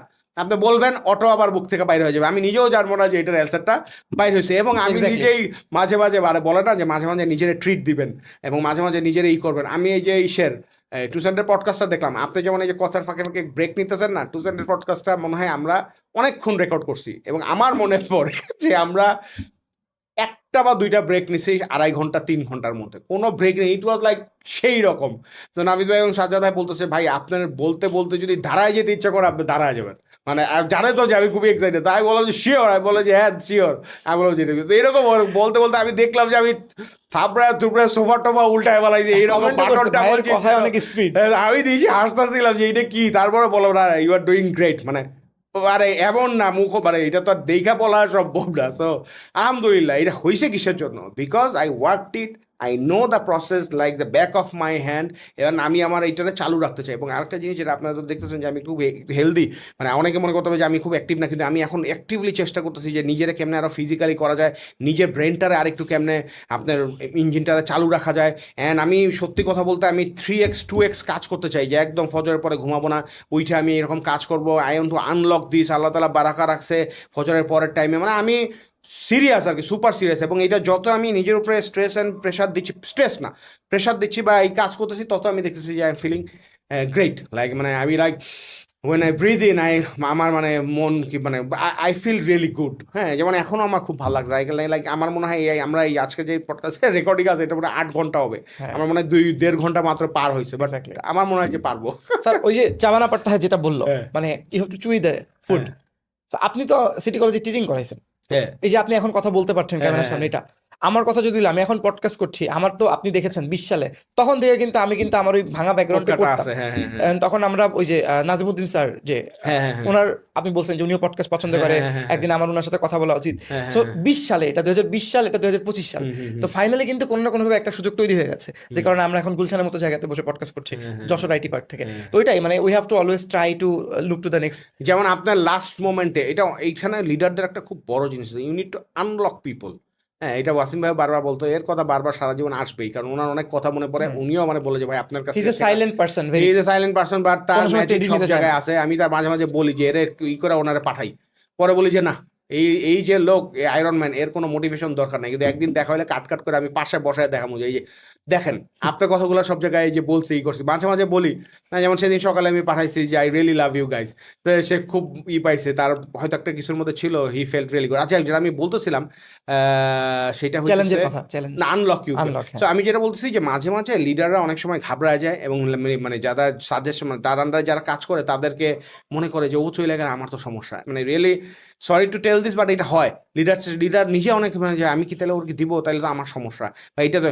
কিন্তু এইখানে আপনারে অ্যাবসলুটলি মানে মানে কি বলবো এটারে, মানে আনবায়াস পয়েন্ট অফ ভিউ থেকে চিন্তা করতে হবে। You have to think about the gut guy, কারণ আপনি আরেকটা বিল্ড করতে পারবেন ওর লাইফটা, আপনি লাভ কি যদি ওর মধ্যে ওই পটেনশিয়াল থাকে। যেমন আপনি যখন এই যে সেবা থেকে, নাম বললাম অসুবিধা নেই, সেবা থেকে যখন চাকরি আপনার বললাম যে মানে আমার ইটস টাইম, আপনিও বুক করতেছিলেন যে রাতে আমরা একটা ডিনার গেছিলাম, ওই সময় আমি বলছিলাম যে I am not enjoying that. হ্যাঁ, এনজয়িং। সো ওই যে একটা জিনিসটা, তখন যদি আপনারা ওইখানে একটা আনলক না করে আমরা বলতাম আচ্ছা ঠিক আছে দেখা যাবে, আপনি হয়তো 2 মাস যেদিন চুপ হয়ে থাকতো, আর আজকে এই দিনটা কি আসতো না। Sometimes you need to give, মানে অনেকে বলে না যে ভাই আপনি আবার এটা তাল দিতেছেন, মাঝে মাঝে তাল দিতে হবে, কারণ আপনি দেখতেছেন যে এই ছেলেটা একটা লাভ দিলে আপনি উঠতে পারবে, কিন্তু আপনার টাইনা আর কত নামায় রাখবেন, এইরকম হয় আর কি। হ্যাঁ, সো এরকম আরো কয়েকজন আছে আমার টিমের, হ্যাঁ, যে ও আনলক হইতে গিয়ে হইতে পারে না, কিন্তু আমি যতবারই দেখছি আমি চেষ্টা করছি ওরা আনলক করে। ইটস নট লাইক যে আমি ওরা লাই দিচ্ছি, বাট আমি জানি ওর মধ্যে পটেনশিয়াল আছে, কিন্তু he is not being that much brave, নিজের ওই জায়গাতে যেতে পারতেছে। স্যার আমি লাস্ট 2টা কোশ্চেন করে এই পডকাস্টটা শেষ করবো, আমরা হয়তো অন্য আরো একটা টপিকে অনেক ইনডেপথে যাব, কারণ আমি স্ট্রাকচার ভাবে আমার এলিট পারফর্মার কারণই হচ্ছে আমার মনে হয় যারা ওই স্পেসিফিক ডোমেইনে অনেক ভালো, স্পেসিফিক জায়গা তার কাছ থেকে জিজ্ঞেস করা যাবে। কারণ আমাদের বাংলাদেশে একটা জিনিস প্রবলেম দেখছি যে মানুষ কার কাছে কি কোশ্চেন করতে হবে জানে না। এখন আপনাকে যদি বাংলা সিনেমা নিয়ে জিজ্ঞেস করা হয়, এটা তো আসলে it's gonna be a joke. আমি যেই বিষয়ে আপনি একদম ফ্লুয়েন্ট সেই বিষয়ে জিজ্ঞেস করবো। আমরা ইমেল মার্কেটিং নিয়ে অনেক কিছু আপনার কাছে জানতে চাই, তারপরে গ্রোথ হ্যাকিং নিয়ে আরো অনেক কিছু জানতে চাই, তারপর হচ্ছে বিজনেসের মিস্টেক্স গুলো নিয়ে জানতে চাই, এসএমএস মার্কেটিং নিয়ে জানতে চাই। বাট আমার এই স্পেসিফিক পডকাস্টে আমার আরো 2-3টা কোয়েশ্চেন আছে। সেটা হচ্ছে যে একজন বিজনেস ওনারের বেসিক 2-3টা স্কিল আমাদেরকে বলেন এই মুহূর্তে যার করা উচিত, যা মানে মাস্ট হ্যাভ স্কিল যে কোনো একটা বিজনেস ওনারের, অনলাইন অফলাইন। একটা বিজনেস ওনার সবার আগে এখন যেটা থাকা উচিত, কয়েকটা জিনিস বলে আমি এখন নিজেও জানি যে কয়টা বলবো, কিন্তু আমি বলি সবার আগে আমার যেটা মনে হয় যে অ্যাটলিস্ট ইংলিশে লিখতে পারা উচিত। কনভারসেশনাল ইংলিশ তার বুঝতেই হবে, জানতেই হবে, পারতেই হবে, আহামরি না, কনভারসেশনাল ইংলিশ তার জানতে পারতে হবে। এইটার একটা কারণ হলো চ্যাটজিপিটির সাথে তার কথা বলতে পারা উচিত।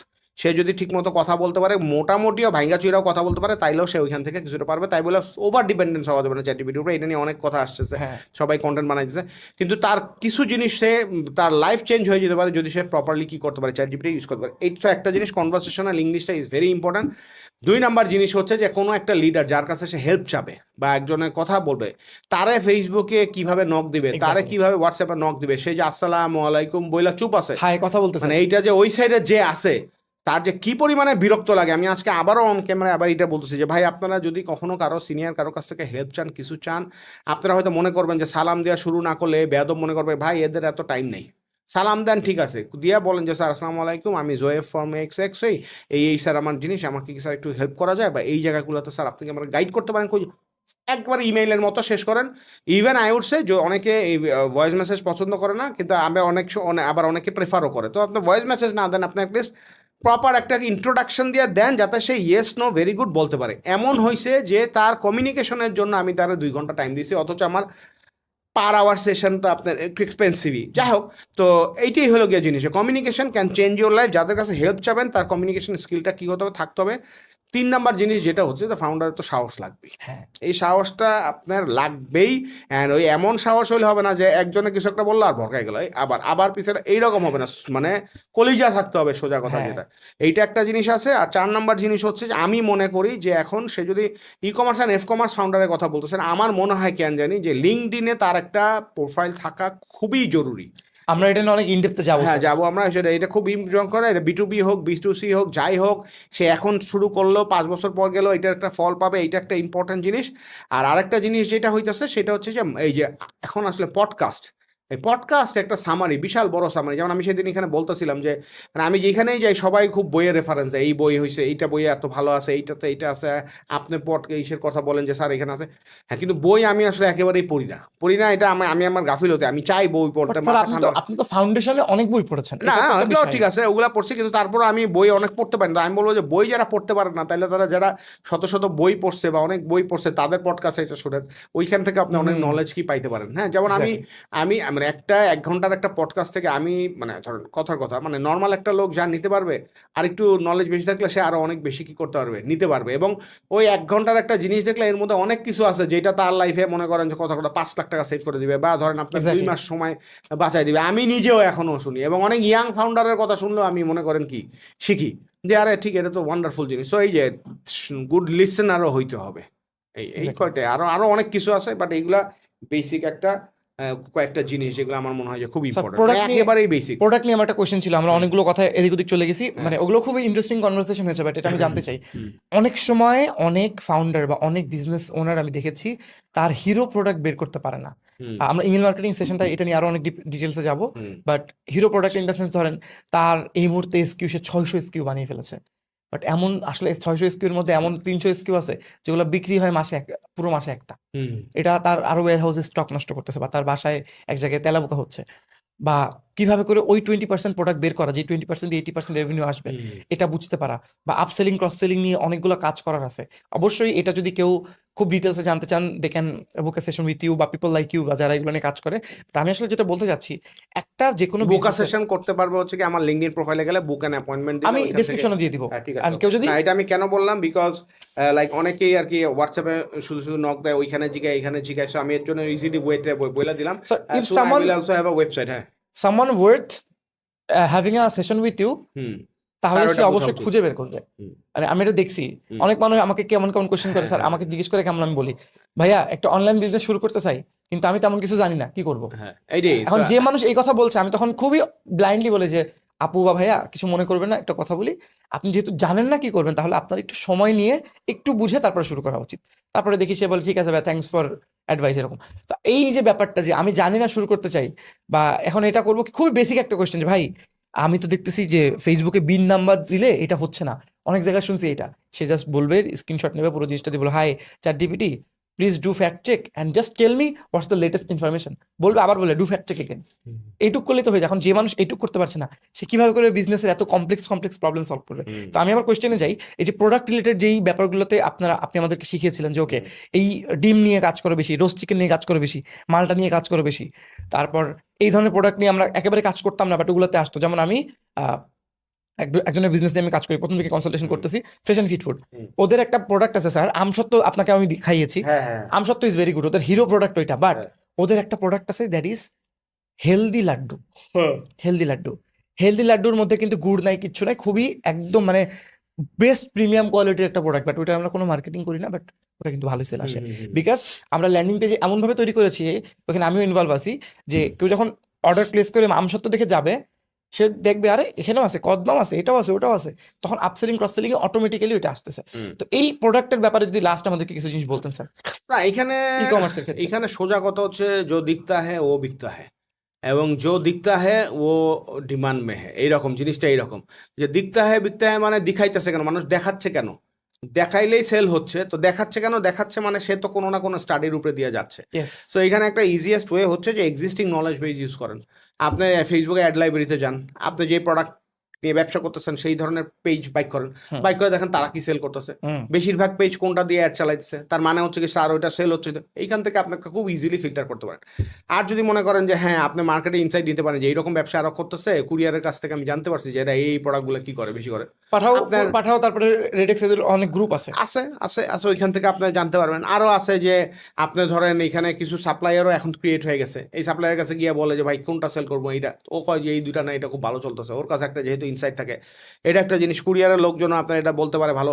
আরেকটা জিনিস হচ্ছে আপনার সাইট যদি মানে কিছুটা পুরানো দিন হয়, ধরেন আপনি 50টা প্রোডাক্ট দিয়ে শুরু করছেন, 1 বছর পার হয়ে গেছে, 5,000 10,000 20,000 অর্ডার হয়েছে, এখন আপনি ইজিলি ডাটা অ্যানালিটিক্স থেকে ক্রাঞ্চ করলে আপনি পেয়ে যাবেন যে আসলে কোনগুলো ফাস্ট মুভিং এবং যেগুলো দিয়ে আপনার গত 1 বছরের ড্যামেজ বেশি হয়েছে এগুলো বাদ দিবেন, আর যেগুলো বেশি সেল হয়েছে ওগুলোই প্রোডাকশন করবেন। এখন কোনগুলো বেশি ফাস্ট মুভিং কোনগুলো স্লো মুভিং সেগুলো একটা মেট্রিক ধরতে হবে যে এই প্রোডাক্টে এতটার কম সেল হলে এটা স্লো মুভিং, এই প্রোডাক্টে এতটার বেশি সেল হলে এটা ফাস্ট মুভিং। প্রত্যেকটা এক্সকিউর এগেনস্টে একটা থাকবে, সিস্টেমে আপনার এটা সেট করা থাকবে, পিও যেগুলো যাবে সেগুলো ওই ভিত্তিতে যাবে, যেগুলো ফাস্ট এতগুলার বেশি যাচ্ছে সেগুলো যাবে। যেমন চাল্লাল এগুলো সব কি করা আছে, অটোমেট করা অটোমেট আছে। করা, আর যতদিন অটোমেট করা নাই ততদিন আপনার ব্রেইনের মাধ্যমে কি করবেন, এক্সেলের মাধ্যমে বা করবেন। আর করতে হবে। আরও একটা জিনিস হচ্ছে যে আপনার এখন তো অনেকে বেশিরভাগই নিশ বেস বিজনেস করে এবং আপনার খুব যে বেশি এসকিউ থাকে তা না। সো বেশি এসকিউ না বুঝছে এরা, কারণ বেশি এসকিউ নিয়ে করলে যে লস হয় অনেক কিছু, ফোকাস কম হয়, অ্যাড বেশি চালাইতে হয়, এইটাই যা প্রবলেম। সো যারা এমনি 4-5টা নিয়ে কাজ শুরু করতে চায় যে এগুলা কোনগুলো উইনিং প্রোডাক্ট, ওগুলো আপনার চোখ কান খোলা রাখলে এমনিতেই বের করা কি পসিবল। Is possible. আর রিসার্চ করে বাইক করতে চাইলে যদি এমনই হয় যে ইনোভেশন করছেন তাহলে তো আর সমস্যাই নেই, এগুলো চলবে। তাদের জন্য আসলে আমাদের এই পডকাস্ট না, হ্যাঁ তাদের টু বি জন্য ভেরি আমরা অনেস্ট। করছি, right, right. আচ্ছা, এখানে দুইটা টার্ম বলছে স্যার। পিও মানে হচ্ছে পারচেস অর্ডার, আমি যে কোনো একটা কোম্পানি সাপ্লায়ার কাছে যে অর্ডারটা দিব ওইটা। আর এসকিউ মানে হচ্ছে স্টক কিপিং ইউনিট, মানে আপনার একটা প্রোডাক্টের ইউনিক একটা নাম্বারকে বলা হচ্ছে এসকিউ। যে কথা আমার কাছে একটা এইটার দুইটা ভেরিয়েন্ট আছে, সো এটা একটা এসকিউ, এটা একটা এসকিউ, এটা। আচ্ছা, আমার লাস্ট কোয়েশ্চেন, এটা খুবই ভালো একটা অ্যান্সার হয়েছে, আমি চাচ্ছিলাম এই জিনিসটা থাকুক যেন আমরা ক্লিপ কাটতে পারি। খুবই লাস্ট কোয়েশ্চেন হচ্ছে স্যার, বর্তমানে আপনি এক্স্যাক্টলি কি কি কাজ করতেছেন এবং how someone who wants to talk to you সে আসলে কিভাবে আপনার কাছ থেকে বেনিফিট পেতে পারে। নেক্সট লিডার্স এজেন্সি আছে, বাট নেক্সট লিডার্স এজেন্সি তো অনেকে মনে করে এমন যে ধরেন আমার সাথে যখন কনসালটেশন করে আমি বলি যে আমাদের নেক্সট লিডার্স আছে, সে মনে করে সারাদিন ওর সাথে আমি কথা বলবো, আমিও সব অ্যাড চালাবো, উইচ ইজ নট পসিবল। আমাদের তো টিম থাকে সব কাজে। তো আমাকে একটু আমাদেরকে লাস্ট একটু শর্ট বলে আমরা আমাদের আজকের পডকাস্ট শেষ করি। সো বেসিক্যালি আমার এখন খুবই সারপ্রাইজিং একটা অ্যান্সার দিব ফার্স্টে, যেটা হ্যাঁ, একটা হচ্ছে যে মানে I am exploring my self আচ্ছা, এই মুহূর্তে, মানে গত 1 বছর ধরে, যে মানে আমি নিজের এটা চিন্তা করতেছি যে আমি যা করতেছি আমি কি এটাতে হ্যাপি আছে কিনা, আমি আসলে আর কোন কোন জায়গায় অপরচুনিটিতে আমি চিন্তা করতে পারি, আমি কি খুব ন্যারো ভিশনওয়ালা হয়ে গেলাম কিনা, আমার কি মাথা আরও অনেক জায়গায় কাজ করতেছে কিনা, নিজেরে কিভাবে স্কেল আপ করা যায় সেইটা নিয়ে আমি কাজ করতেছি। And I am trying to be very calm. হ্যাঁ, এবং আমি ডিজিটাল যে আছে আপনার স্ক্রিন ডিভাইস, স্ক্রিনের অ্যাডিকশন, এইটা থেকে আমি একটু দূরে করতেছি। পার্সোনাল ডেভেলপমেন্ট বলে না যে invest on you, and I am also spending some money. হ্যাঁ, যে আমি শিখতেছি নতুন নতুন স্কিল, যেগুলো আমি 4 বছর 5 বছর 6 বছর আগে আমি মাস্টার ছিলাম, সেগুলো অনেক টেকনোলজি আপগ্রেড হয়েছে, সেগুলো থেকে কী আছে সেটা হচ্ছে। So I am investing in my self, for my mind, for my soul, also for my family. আমার বাচ্চাদেরকে একটু বেশি টাইম দেওয়ার চেষ্টা করতেছি। সো এগুলো তো সবাই মনে করে যে এগুলো কি জিনিস, টাকা কেমনে কামাইতেছে সেটা কর, এগুলো কিন্তু অনেক এগুলো হেল্প করে। আমার জীবনের এখন সবচেয়ে বেশি ইম্পর্টেন্ট জিনিস। অ্যান্ড অবশ্যই টাকা পয়সা তো ইনকাম লাগবেই, সেটা হচ্ছে গিয়ে 1 নাম্বার হচ্ছে যে আমরা নেক্সট সিরিয়াস থেকে আমি ওইভাবে কোনো রেভিনিউ এখনও নিচ্ছি না। নেক্সট সিরিয়াস তো আপনারা 3জন আহাদ, সালমিন এবং তন্ময় মিলে অনেক কষ্ট করে করতেছেন, আমিও টুকটাক মেইনলি তারা কন্ট্রিবিউট দুজন করতেছি। অফিসে হ্যাঁ, যাচ্ছে ওরা রেগুলার। করতেছে, ওরা একদম কষ্ট করে নিজেদের সবই চিন্তা করে মানে বাদ খুবই দিয়ে স্যাক্রিফাইস এসে এটা করতেছে। স্যাক্রিফাইস হ্যাঁ, করে এটা দ্বারা করতেছে। প্রতিদিন অফিস আর যাওয়া আমি difficult। সাপোর্ট দেওয়ার চেষ্টা করতেছি টিমটা কিভাবে দ্বারা হয়। আমাদের এখন 15-16 জন আছে। হ্যাঁ, আমরা বেসিক্যালি মানে সবাই জিজ্ঞেস করে ব্যবসা কীরকম, আমি বললাম যে ব্যবসা ভালো, কিন্তু এই ব্যবসার আমরা ব্যবসার চিন্তা নাই, এই ব্যবসা হচ্ছে টিমটাতে আমরা কিভাবে আরও এক্স্যাক্টলি। ম্যাচিউর করব, মার্কেট সম্পর্কে জানবো, কোন জায়গায় আমরা ভুল করতেছি, হ্যাঁ কোথায় আপনি যারা এক্সপেকটেশন নিয়ে আসতেছে তাদেরকে মিট করতে পারতেছি না, না করলে কেন পারতেছি না, যদি নাও পারি কেন তাদেরকে অনবোর্ড করছি, এই জিনিসগুলো আমি অ্যান্সার বের চেষ্টা করতেছি। মার্কেট আসলে কোন দিকে যাচ্ছে, এআই আসার পরে এই ব্যবসাটা আসলে কি সাস্টেনেবল হবে কি হবে না। হ্যাঁ, বাংলাদেশ মার্কেটে আমি আর ওইভাবে অত ফোকাস দিতে চাচ্ছি না, হ্যাঁ, বিদেশে হ্যাঁ, যেতে চাচ্ছি, কারণ ওইখানে মানুষজন টাকা ওইভাবে দিতে চায় না বা তার এফোর্ডেবিলিটি নাই। বাইরের ওইখানে যে যদি করেন আমাদের যে ইগুলা আছে, আমরা আরও নিজেরা শান দিতে পারবো নিজেদের স্কিলগুলা, ওইখানে যদি আরও ডিমান্ড করে আমাদের নিজেদের গ্রোথ হবে। অ্যান্ড ইন্টারন্যাশনাল মার্কেটের সুবিধা হচ্ছে যে পুরো পৃথিবী তো আর একবারে ধ্বংস না, মানে খারাপ মন্দা যায়, কিন্তু তারপরও কিছু কিছু মার্কেট সবসময় কী করা যায়, এক্সপ্লোর করা যায়। ওইখানে হয়তো ধরেন 2টা 3টা 4টা ক্লায়েন্ট ক্লোজ করলে আমার এখনকার যে স্যালারি হচ্ছে সেটা হয়ে যাবে, তাহলে টিমটার আমি আর একটু স্কেল করতে পারবো, আমরা we can do a lot of more experiments. এই জিনিসগুলো আমি একটু প্ল্যান করতেছি, চিন্তা করতেছি। আর আরেকটা জিনিস যেটা হচ্ছে যে হ্যাঁ, নিজের তো কিছু কনসালটেন্সি আছেই, আমি কিছু কোম্পানির কনসালটেন্সি দিচ্ছি। হ্যাঁ, জালালের সাথে আছি, তারপরে আপনার আমরা ইসের সাথে আছি, আপনাদের বাংলাদেশের one of the largest publication যে সমকালীন, সেটার সাথে আছি। তারপরে আমরা এই যে টগুমগু, তারপরে লাইট অফ হোপ, এখানে সাথে এটা থেকে কাজ করতেছি। আমাদের লাইট অফ হোপে একটা মেন্টরশিপ, বিজনেস মেন্টরশিপ প্রোগ্রাম, যেখানে বিজনেস যারা যেসব বিজনেস বছরে 1 কোটি টাকার মতো টার্ন ওভার করতেছে, যারা নিজের কোম্পানি 2 থেকে 5 গুণ বড় করতে চায়, ইয়ারলি 5 to 50 to 100 করোড় ব্যবসা হইতে চায়, তাদেরকে আমরা একটা মেন্টরশিপ প্রোগ্রাম করছি। ওখানে ওয়ালি ভাই আছে, মোমেল ভাই আছে, আমি আছি মানে ইনহাউস মেন্টর হিসেবে। ওইখানে আমরা অলরেডি কোহোর্ট 1 হয়েছে, কোহোর্ট 1-এ আমরা বিউটিফুল কিছু বিজনেস পাইছি এবং খুবই ইন্টারেস্টিং বিজনেস সেকেন্ড কোহোর্টে আসছে। সেই সেকেন্ড কোহোর্ট আমরা লঞ্চ করছি কয়েকদিন আগে, সেটা করতেছি। অন্যরকম উদ্যোক্তার সাথে মেন্টর হিসেবে আমি কাজ করতেছি, প্লাস আমি আরও কয়েকটা কোম্পানিতে ছোটোখাটো কনসালটেন্সি দিচ্ছি, প্লাস আমি কিছু নিজের স্কিল ডেভেলপমেন্টের কাজ করতেছি। So lots of things are going on, and আলহামদুলিল্লাহ মানে আই এম গেটিং বেটার, মানে আমি করতেছি। অ্যান্ড আমার যদি কেউ কন্ট্যাক্ট করতে চায়, সেটা হচ্ছে আমি আগে খুব ওপেন ছিলাম, আপনার হোয়াটসঅ্যাপে যেখানে যে যাই দিক না কেন, মানে অবাক হয়ে যেত যে এত সময় দিচ্ছে। তো এইটাতে আমি দেখতেছি যে বাংলা সবাই বলে যে ফ্রি পাইলে আপনার থাকে না, এক্স্যাক্টলি তো হ্যাঁ 100%। হয় না, বুঝে না। তো এটা আবার সবসময় সত্য না, অনেকে আছে যে ফ্রি পায় খুব ভ্যালু বুঝে অনেকে, কিন্তু বেশিরভাগই বুঝে না এবং বুঝে না। আসসালামু আলাইকুম ভাইয়া করতে চাই, তো এই টাইপের কোয়ারিতে এখন আমার আসলে ক্যাটার করার সময় নাই, কারণ this is not the right time. I want to make impact in the right place, যেখানে আপনার আপনার ইকোসিস্টেম বা এসএমইদের আপনার হেল্প হইলে, স্কেল হইলে, ফাইন্যান্সিয়াল আসল যেটা জিনিস যে আনএমপ্লয়মেন্ট দূর হবে, এসএমইগুলো বড় হইলে তাদের সচ্ছলতা বাড়বে এবং মানুষের আরও ব্যবসার প্রতি ঝোঁক বাড়বে, উদ্যোক্তা হওয়ার। এই জিনিসগুলোতে আমি কি করতে চাই, কন্ট্রিবিউট করতে। সো এর জন্য আমি যেটা করছি, আমার পেইড কনসালটেশন কিছু সেশন আছে, সেগুলোতে এনিওয়ান আপনার লিঙ্কডিনে গিয়ে আমাদের ওইখানে বুক অ্যান্ড অ্যাপয়েন্টমেন্ট দিতে পারেন, বা নেক্সট লিডার্সের হোয়াটসঅ্যাপে নক দিলেও ওরা আপনাদেরকে মিটিং লিঙ্ক দিয়ে দিবে। আমাকে যদি নক করেন আমিও বলে দিই। আমি actually I am using this as a filter two understand যে কে কে সিরিয়াস ব্যবসায়। যারা এক্স্যাক্টলি। সিরিয়াস তারাই আসবে, যারা সিরিয়াস না তাদের সাথে আমি এখন আপাতত আগামী 6 মাস টাইম দিতে চাই না, কারণ ওই যে বললাম I am building myself, so I need to invest some time on myself as well. আর এই কনসালটেন্সিগুলো দেওয়াতে যেটা হইতেছে যে আমি বাইরের কিছু কনসালটেন্সিও পাচ্ছি, বাইরের থেকে বাংলাদেশি যারা ফাউন্ডার আছে বা বিদেশে যারা কাজ করতেছে, টুকটাক খুবই সারপ্রাইজিংলি অনেকে আমাকে হয়তো যোগ্য মনে করতেছে বা তাদের আমার ওই পডকাস্ট দেখে ভালো লাগতেছে, তারা সেশনগুলো বুক করতেছে। And I am really enjoying, and international কিছু বিজনেস সম্পর্কে আমি জানতে পারতেছি। হ্যাঁ, আফ্রিকা ইজ কলিং মি, আফ্রিকার কয়েকটা জায়গায় ইন্টারাকশন হচ্ছে। অ্যান্ড আরেকটা জিনিস, সেটা তো আপনারা বলছি আমি, বাট এটা আসলে অনেক বড়, তারপর সংক্ষেপ বলি। সেটা হচ্ছে হ্যাঁ, হ্যাঁ, যে বলেন, সমস্যা নেই, হ্যাঁ, we have time। We are like, আমি একটা জিনিস ট্রাই করতেছি, সেটা হচ্ছে যে বাংলাদেশে তো অনেক এনআরবি আছে, ওয়ার্ল্ড ওয়াইড সব জায়গায় অনেক জায়গায় আপনার কন্ট্রিবিউট করতেছে, অনেক বড় বড় পজিশনে চলে গেছে। নাসা বলেন, অ্যামাজন বলেন, হ্যাঁ, তারপরে আপনার ওখানে ওয়ালমার্ট বলেন, আপনার বায়োটেকনোলজি বলেন, আইওটি বলেন, রোবোটিক্স বলেন, অনেক বিদেশ মানে অনেক ভালো ভালো কাজ চলতেছে। তো এরা তো আনটাচড, অনেকে দেশের সাথে বেশিরভাগ লোকের কি নাই নাই, এবং কোনো প্ল্যাটফর্ম নাই যে এদেরকে কি করতেছে, টাচ করার চেষ্টা করতেছে বা এক জায়গায় আনার চেষ্টা করতেছে। আমি খুবই ক্ষুদ্রভাবে একটা এক্সপেরিমেন্ট আমি অলরেডি চালাচ্ছি। I am trying to reach out to like 40,000 এনআরবিস, যারা অনেক ওয়াও, 40,000! 40,000 এনআরবিস, যারা আপনার বেসিক্যালি এটা লিড জেনারেশন করছি আমরা লিঙ্কডিন থেকে করছে, এটাও আমরা লিঙ্কডিন সেশনটা আলাপ করতে পারবো। সো এটা করে I am reaching out to them, এবং তার সাথে কথা বলছি যে I am trying to build something like this, যে আমরা আপনাদেরকে নেটওয়ার্ক, আপনাদের সময় এবং আপনাদের ইনফ্লুয়েন্স, অ্যান্ড আপনারা যদি ক্যাপিটালও করতে চান, তাহলে আমরা বাংলাদেশের স্টার্ট আপ অ্যান্ড এসএমই ইকোসিস্টেমের সাথে আপনাদেরকে ওনাকে কানেক্ট করতে চাই। আপনাদের টাইম আছে কিনা? তো আমি খুবই অবাক যে আপনার মানে অ্যারাউন্ড 250 থেকে 300 মানে লোকজন, যারা খুবই ব্যস্ত, হ্যাঁ, অনেকে অ্যাপ্রিসিয়েটও করতেছে আমার কাজ, এবং তারা আপনি মনে করেন যে ইন্টারেস্টেড, যে আমাদের বলেন যে কোন ফরম্যাটে করবো। So I am actually like trying to figure out যে কোন ফরম্যাটে আনা যায়, পার্টনারশিপে কাদেরকে ইনক্লুড করা যায়। সো আপনারা যদি কেউ পার্টনারশিপ করতে চান, আপনারা যদি এনআরবিতে কমিউনিটি রিচ আউট করতে চান, হ্যাঁ, তারা আপনার কনজিউমারও হইতে পারে, কোনো সমস্যা না। আমরা একটা প্ল্যাটফর্মে আপনাদেরকে কী করতে পারে, স্পন্সর করতে পারে, এবং আমার একটা প্ল্যাটফর্ম, কেউ যদি কোনো টেক ফাউন্ডার যদি মনে করেন যে ওমর ভাই আমরা এখানে আপনার টেক পার্টনার হইতে চাই, হ্যাঁ কোনো যদি আপনার মনে করেন যে ইনভেস্টমেন্ট কেউ কেউ যে ভাই এইটার জন্য প্রজেক্টের জন্য লাগবে সেটা আমরা দিতে চাই, তো you are more than welcome, we can talk more. এবং আমরা চাচ্ছি যে এরকম একটা প্ল্যাটফর্ম করে ওনাদেরকে কোনো একটা ক্যাপাসিটিতে এখানে এনে আমাদের যে ফাউন্ডাররা আছে এবং ইকোসিস্টেমে অন্টারপ্রেনাররা আছে এবং আরও বিভিন্ন জায়গায় যারা ইনিশিয়েটিভরা আছে তাদের মানে ইনিশিয়েটিভ নেয় তাদেরকে কানেক্ট করে আমরা একটা প্ল্যাটফর্ম ডেভেলপ করতে পারি কিনা, এইটাতে আমি এখন একটু সময় দিতেছি।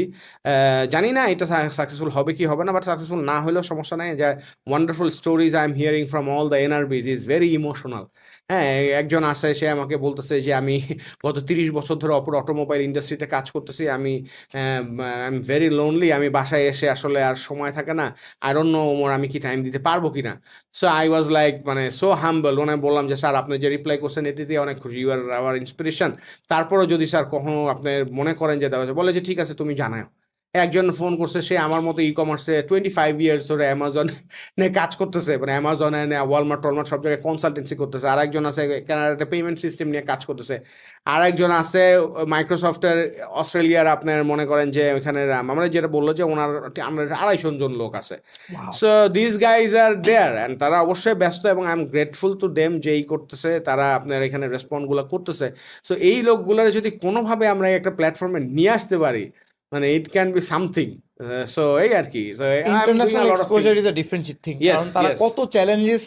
কত চ্যালেঞ্জেস ফেস করে আসলে ওই পর্যন্ত গেছে। রাইট। অ্যান্ড অলসো আমি আরেকটা জিনিসই করার চেষ্টা করতেছি, সেটা হচ্ছে যে আমাদের নেক্সট ইন্ডাস্ট্রি যে আমরা গ্লোবাল নিতে চাচ্ছি, এখানে অনেকে খুব সারপ্রাইজিংলি গ্লোবাল মার্কেটে কাজ করতেছে, এরা আবার লোকাল উইংও খুলতে চাচ্ছে। হ্যাঁ, যেহেতু তাদের ওই যে ব্যান্ডউইথ টিম থাকে, টিমের আপনার কস্টটা আপনার ব্যালেন্স করার জন্য। সো ওদের সাথে আমি আবার ই করতেছি যে যাদের ইন্টারন্যাশনাল এক্সপোজার আছে তাদেরকে আমি লোকাল মার্কেটটা শিখায়, আর ওরা আমাকে গ্লোবাল মার্কেটটা শিখাবে, এরকম আমরা ইন্টারাকশনও বেশ কিছু হচ্ছে আর কি বিজনেসের সাথে। গ্রেট। Yeah. এমনি মানে এনআরবি যারা আছে তাদের লার্নিং এর কথা, যেমন আমি একজনের সাথে 22 সালে কাজ করতাম, হ্যাঁ। আপনি জানেন, উনি সিঙ্গাপুর হ্যাঁ, থাকতেন, সো নাম বলবো না। উনি ওনার লাইফের ওই টাইমের যে ব্রিটিশ ওনার যে এমপ্লয়িরা তারা যে আসলে আমাদের এশিয়ানদের কিভাবে চিন্তা করে, ওইখানে আমি যদি ওনাদের সাথে ওইভাবে কানেক্টেড না থাকতাম, আমি অ্যাকচুয়ালি জানতেই পারতাম না যে এরকম দৃষ্টিভঙ্গি থাকে। এখন যদিও তারপরে অনেক কন্টেন্ট আসছে ভ্লগের কারণে, বিভিন্ন ডকুমেন্টারির কারণে বোঝা যায় যে অ্যাকচুয়ালি হোয়াটস হ্যাপেনিং। বাট 22 সালে কিন্তু ওই লেভেলের ইন্টারনেট পেনিট্রেশন ছিল না ঢাকা বাদে অন্য জায়গাতে। তো এগুলো আসলে হেল্প করে স্যার। আরেকটা ইন্টারেস্টিং জিনিস বলি, মানে সবাই তো এখন এআই বলতেছে। So, আমি যেই কাজটা করছি, আমি যেখানে যে আপনার স্ক্র্যাপিং করছি, তারপর আপনি এখান থেকে ফিল্টারেশন করছি, ভ্যালিডেশন করছি, এখানে এআই বেসড অনেক প্ল্যাটফর্ম ইউজ হয়েছে এবং খুবই ইন্টারেস্টিং যে আমি আমার যে ইমেইলটা সেটাও আমি এআই দিয়ে ড্রাফট করছি, হিউম্যান টাচ আছে। অ্যান্ড আমি খুব সারপ্রাইজ হলাম যে আমি প্রায় 260টার মতো মনে হয়, মানে এক্স্যাক্ট কাউন্টটা মনে হয় কয়েক ভাগ, সব মিলে 300-র উপরে রিপ্লাই পাইছি। এর মধ্যে 60% আর এআই জেনারেটেড। মানে আই কুড আন্ডারস্ট্যান্ড যে তারা স্ক্রিনশটটা নিয়ে দিছে, এত সুন্দর অ্যাটেনশন টু ডিটেলস দিয়ে এই করা, টোন চেঞ্জ করা, তাদের লিঙ্কডইন মোবাইলের নাম্বার সহ দেওয়া। সো এটা অ্যাকচুয়ালি মানে আমার কাছে খুব মজা লাগছে যে আমি আবার তারা যেটা সেই রিপ্লাইগুলো দিত, আমার চ্যাটজিপিটিতে একটা থ্রেডই আছে এনআরবি রিপ্লাইস, ওই থ্রেডের মধ্যে যে আমি ওনার স্ক্রিনশটটা দিয়ে আবার আমি কি কোটা ভাবিও দিতাম। সো তারাও হয়তো বুঝতো। সো শিফটিং মানে behaviour shifting is happening for AI as well, but obviously emotion সব জায়গাতেই ছিল। বাট এখানে এইখানে you can use AI, like আপনার টাইমটা কি হলো, সেভ হইলো। কারণ আমি এই 300 লোকের পক্ষে 300 লোককে রিপ্লাই দিতে গেলে তো হিউজ অ্যামাউন্ট। আমি আপনি দেখছেন জেমিনি কিন্তু অটোমেটিকলি এটা করে দেয়। হ্যাঁ, মানে ওই বলে ওইটা ফর্মালাইজ করে দেয়। আমাকে কয়েকদিন আগে এমন একটা মেইল করেছে, আমি জীবনে এই মেইল উনি লেখে নাই, মানে ফর্মাল এমন টোনে, I would like to distinguish that, মানে একদম ওরে বাবা। আমি দেখলাম। যাই হোক, অনেক কথা বললাম স্যার, আরো we could go on for ever, but অনেক লার্নিং ছিল। যারা যারা দেখছেন তাদেরকে আমি শর্ট একটা সামারি বলি। টিম বিল্ডিং এ ফোকাস করতে হবে, be humble, learning is important, short term benefit এর দিকে ফোকাস কম করতে হবে, অ্যান্ড অলসো মানুষের স্টোরিজগুলো শুনতে হবে, এবং আসলে অ্যাকচুয়াল যে 20% আপনার বিজনেসে বেশি ফোকাস করা উচিত সেগুলো নিয়ে কাজ করতে হবে, হার্ড থিঙ্ক করতে হবে, মাঝে মাঝে চ্যালেঞ্জেস নিতে হবে এবং কমফোর্ট জোন থেকে বেরোতে হবে। এরকম আরও অনেকগুলো লার্নিং ছিল। And keep supporting next leaders, এবং আমাদের এই ডিসক্রিপশনে অনেকগুলো লিঙ্ক পাবেন। আমাদের আগে একটা 1 ঘন্টা 47 মিনিটের পডকাস্ট ছিল, ওইটা স্যারের সাথে আমার প্রথম পডকাস্ট, আরও প্রায় কয়েক মাস আগে, বছরখানিক আগে। সো ওইটা দেখতে পারেন। ওখানে আমি ফ্র্যাঙ্কলি স্যারের অনেকগুলো লাইফ স্টোরিগুলো শেয়ার করা হয়েছে, এবং আশা করছি ওটাও আপনাদের কাজে লাগবে। এবং আমাদের নেক্সট লিডার্সের সব ফাউন্ডারদের একটা পডকাস্ট আছে, ওটাও দেখতে পারেন। ওখানে আমরা আসলে বাংলাদেশের ই কমার্সের প্রবলেম যেগুলো বর্তমানে আসতেছে, এবং এটা নিয়ে আমার একটা বড় ভিডিও আছে, ওগুলো দেখতে পারেন। ওভারঅল বি ইনফর্মড, কারণ এই মুহূর্তে ইনফর্মড পার্সন হইলে you could see a lot of potential, অনেক কিছু দেখতে পারবেন, শিখতে পারবেন, এটাই। So that being said, we are signing off, and probably আমরা আরো অনেকগুলো জিনিস নিয়ে হয়তো কথা বলবো খুব তাড়াতাড়ি। Thank you everyone.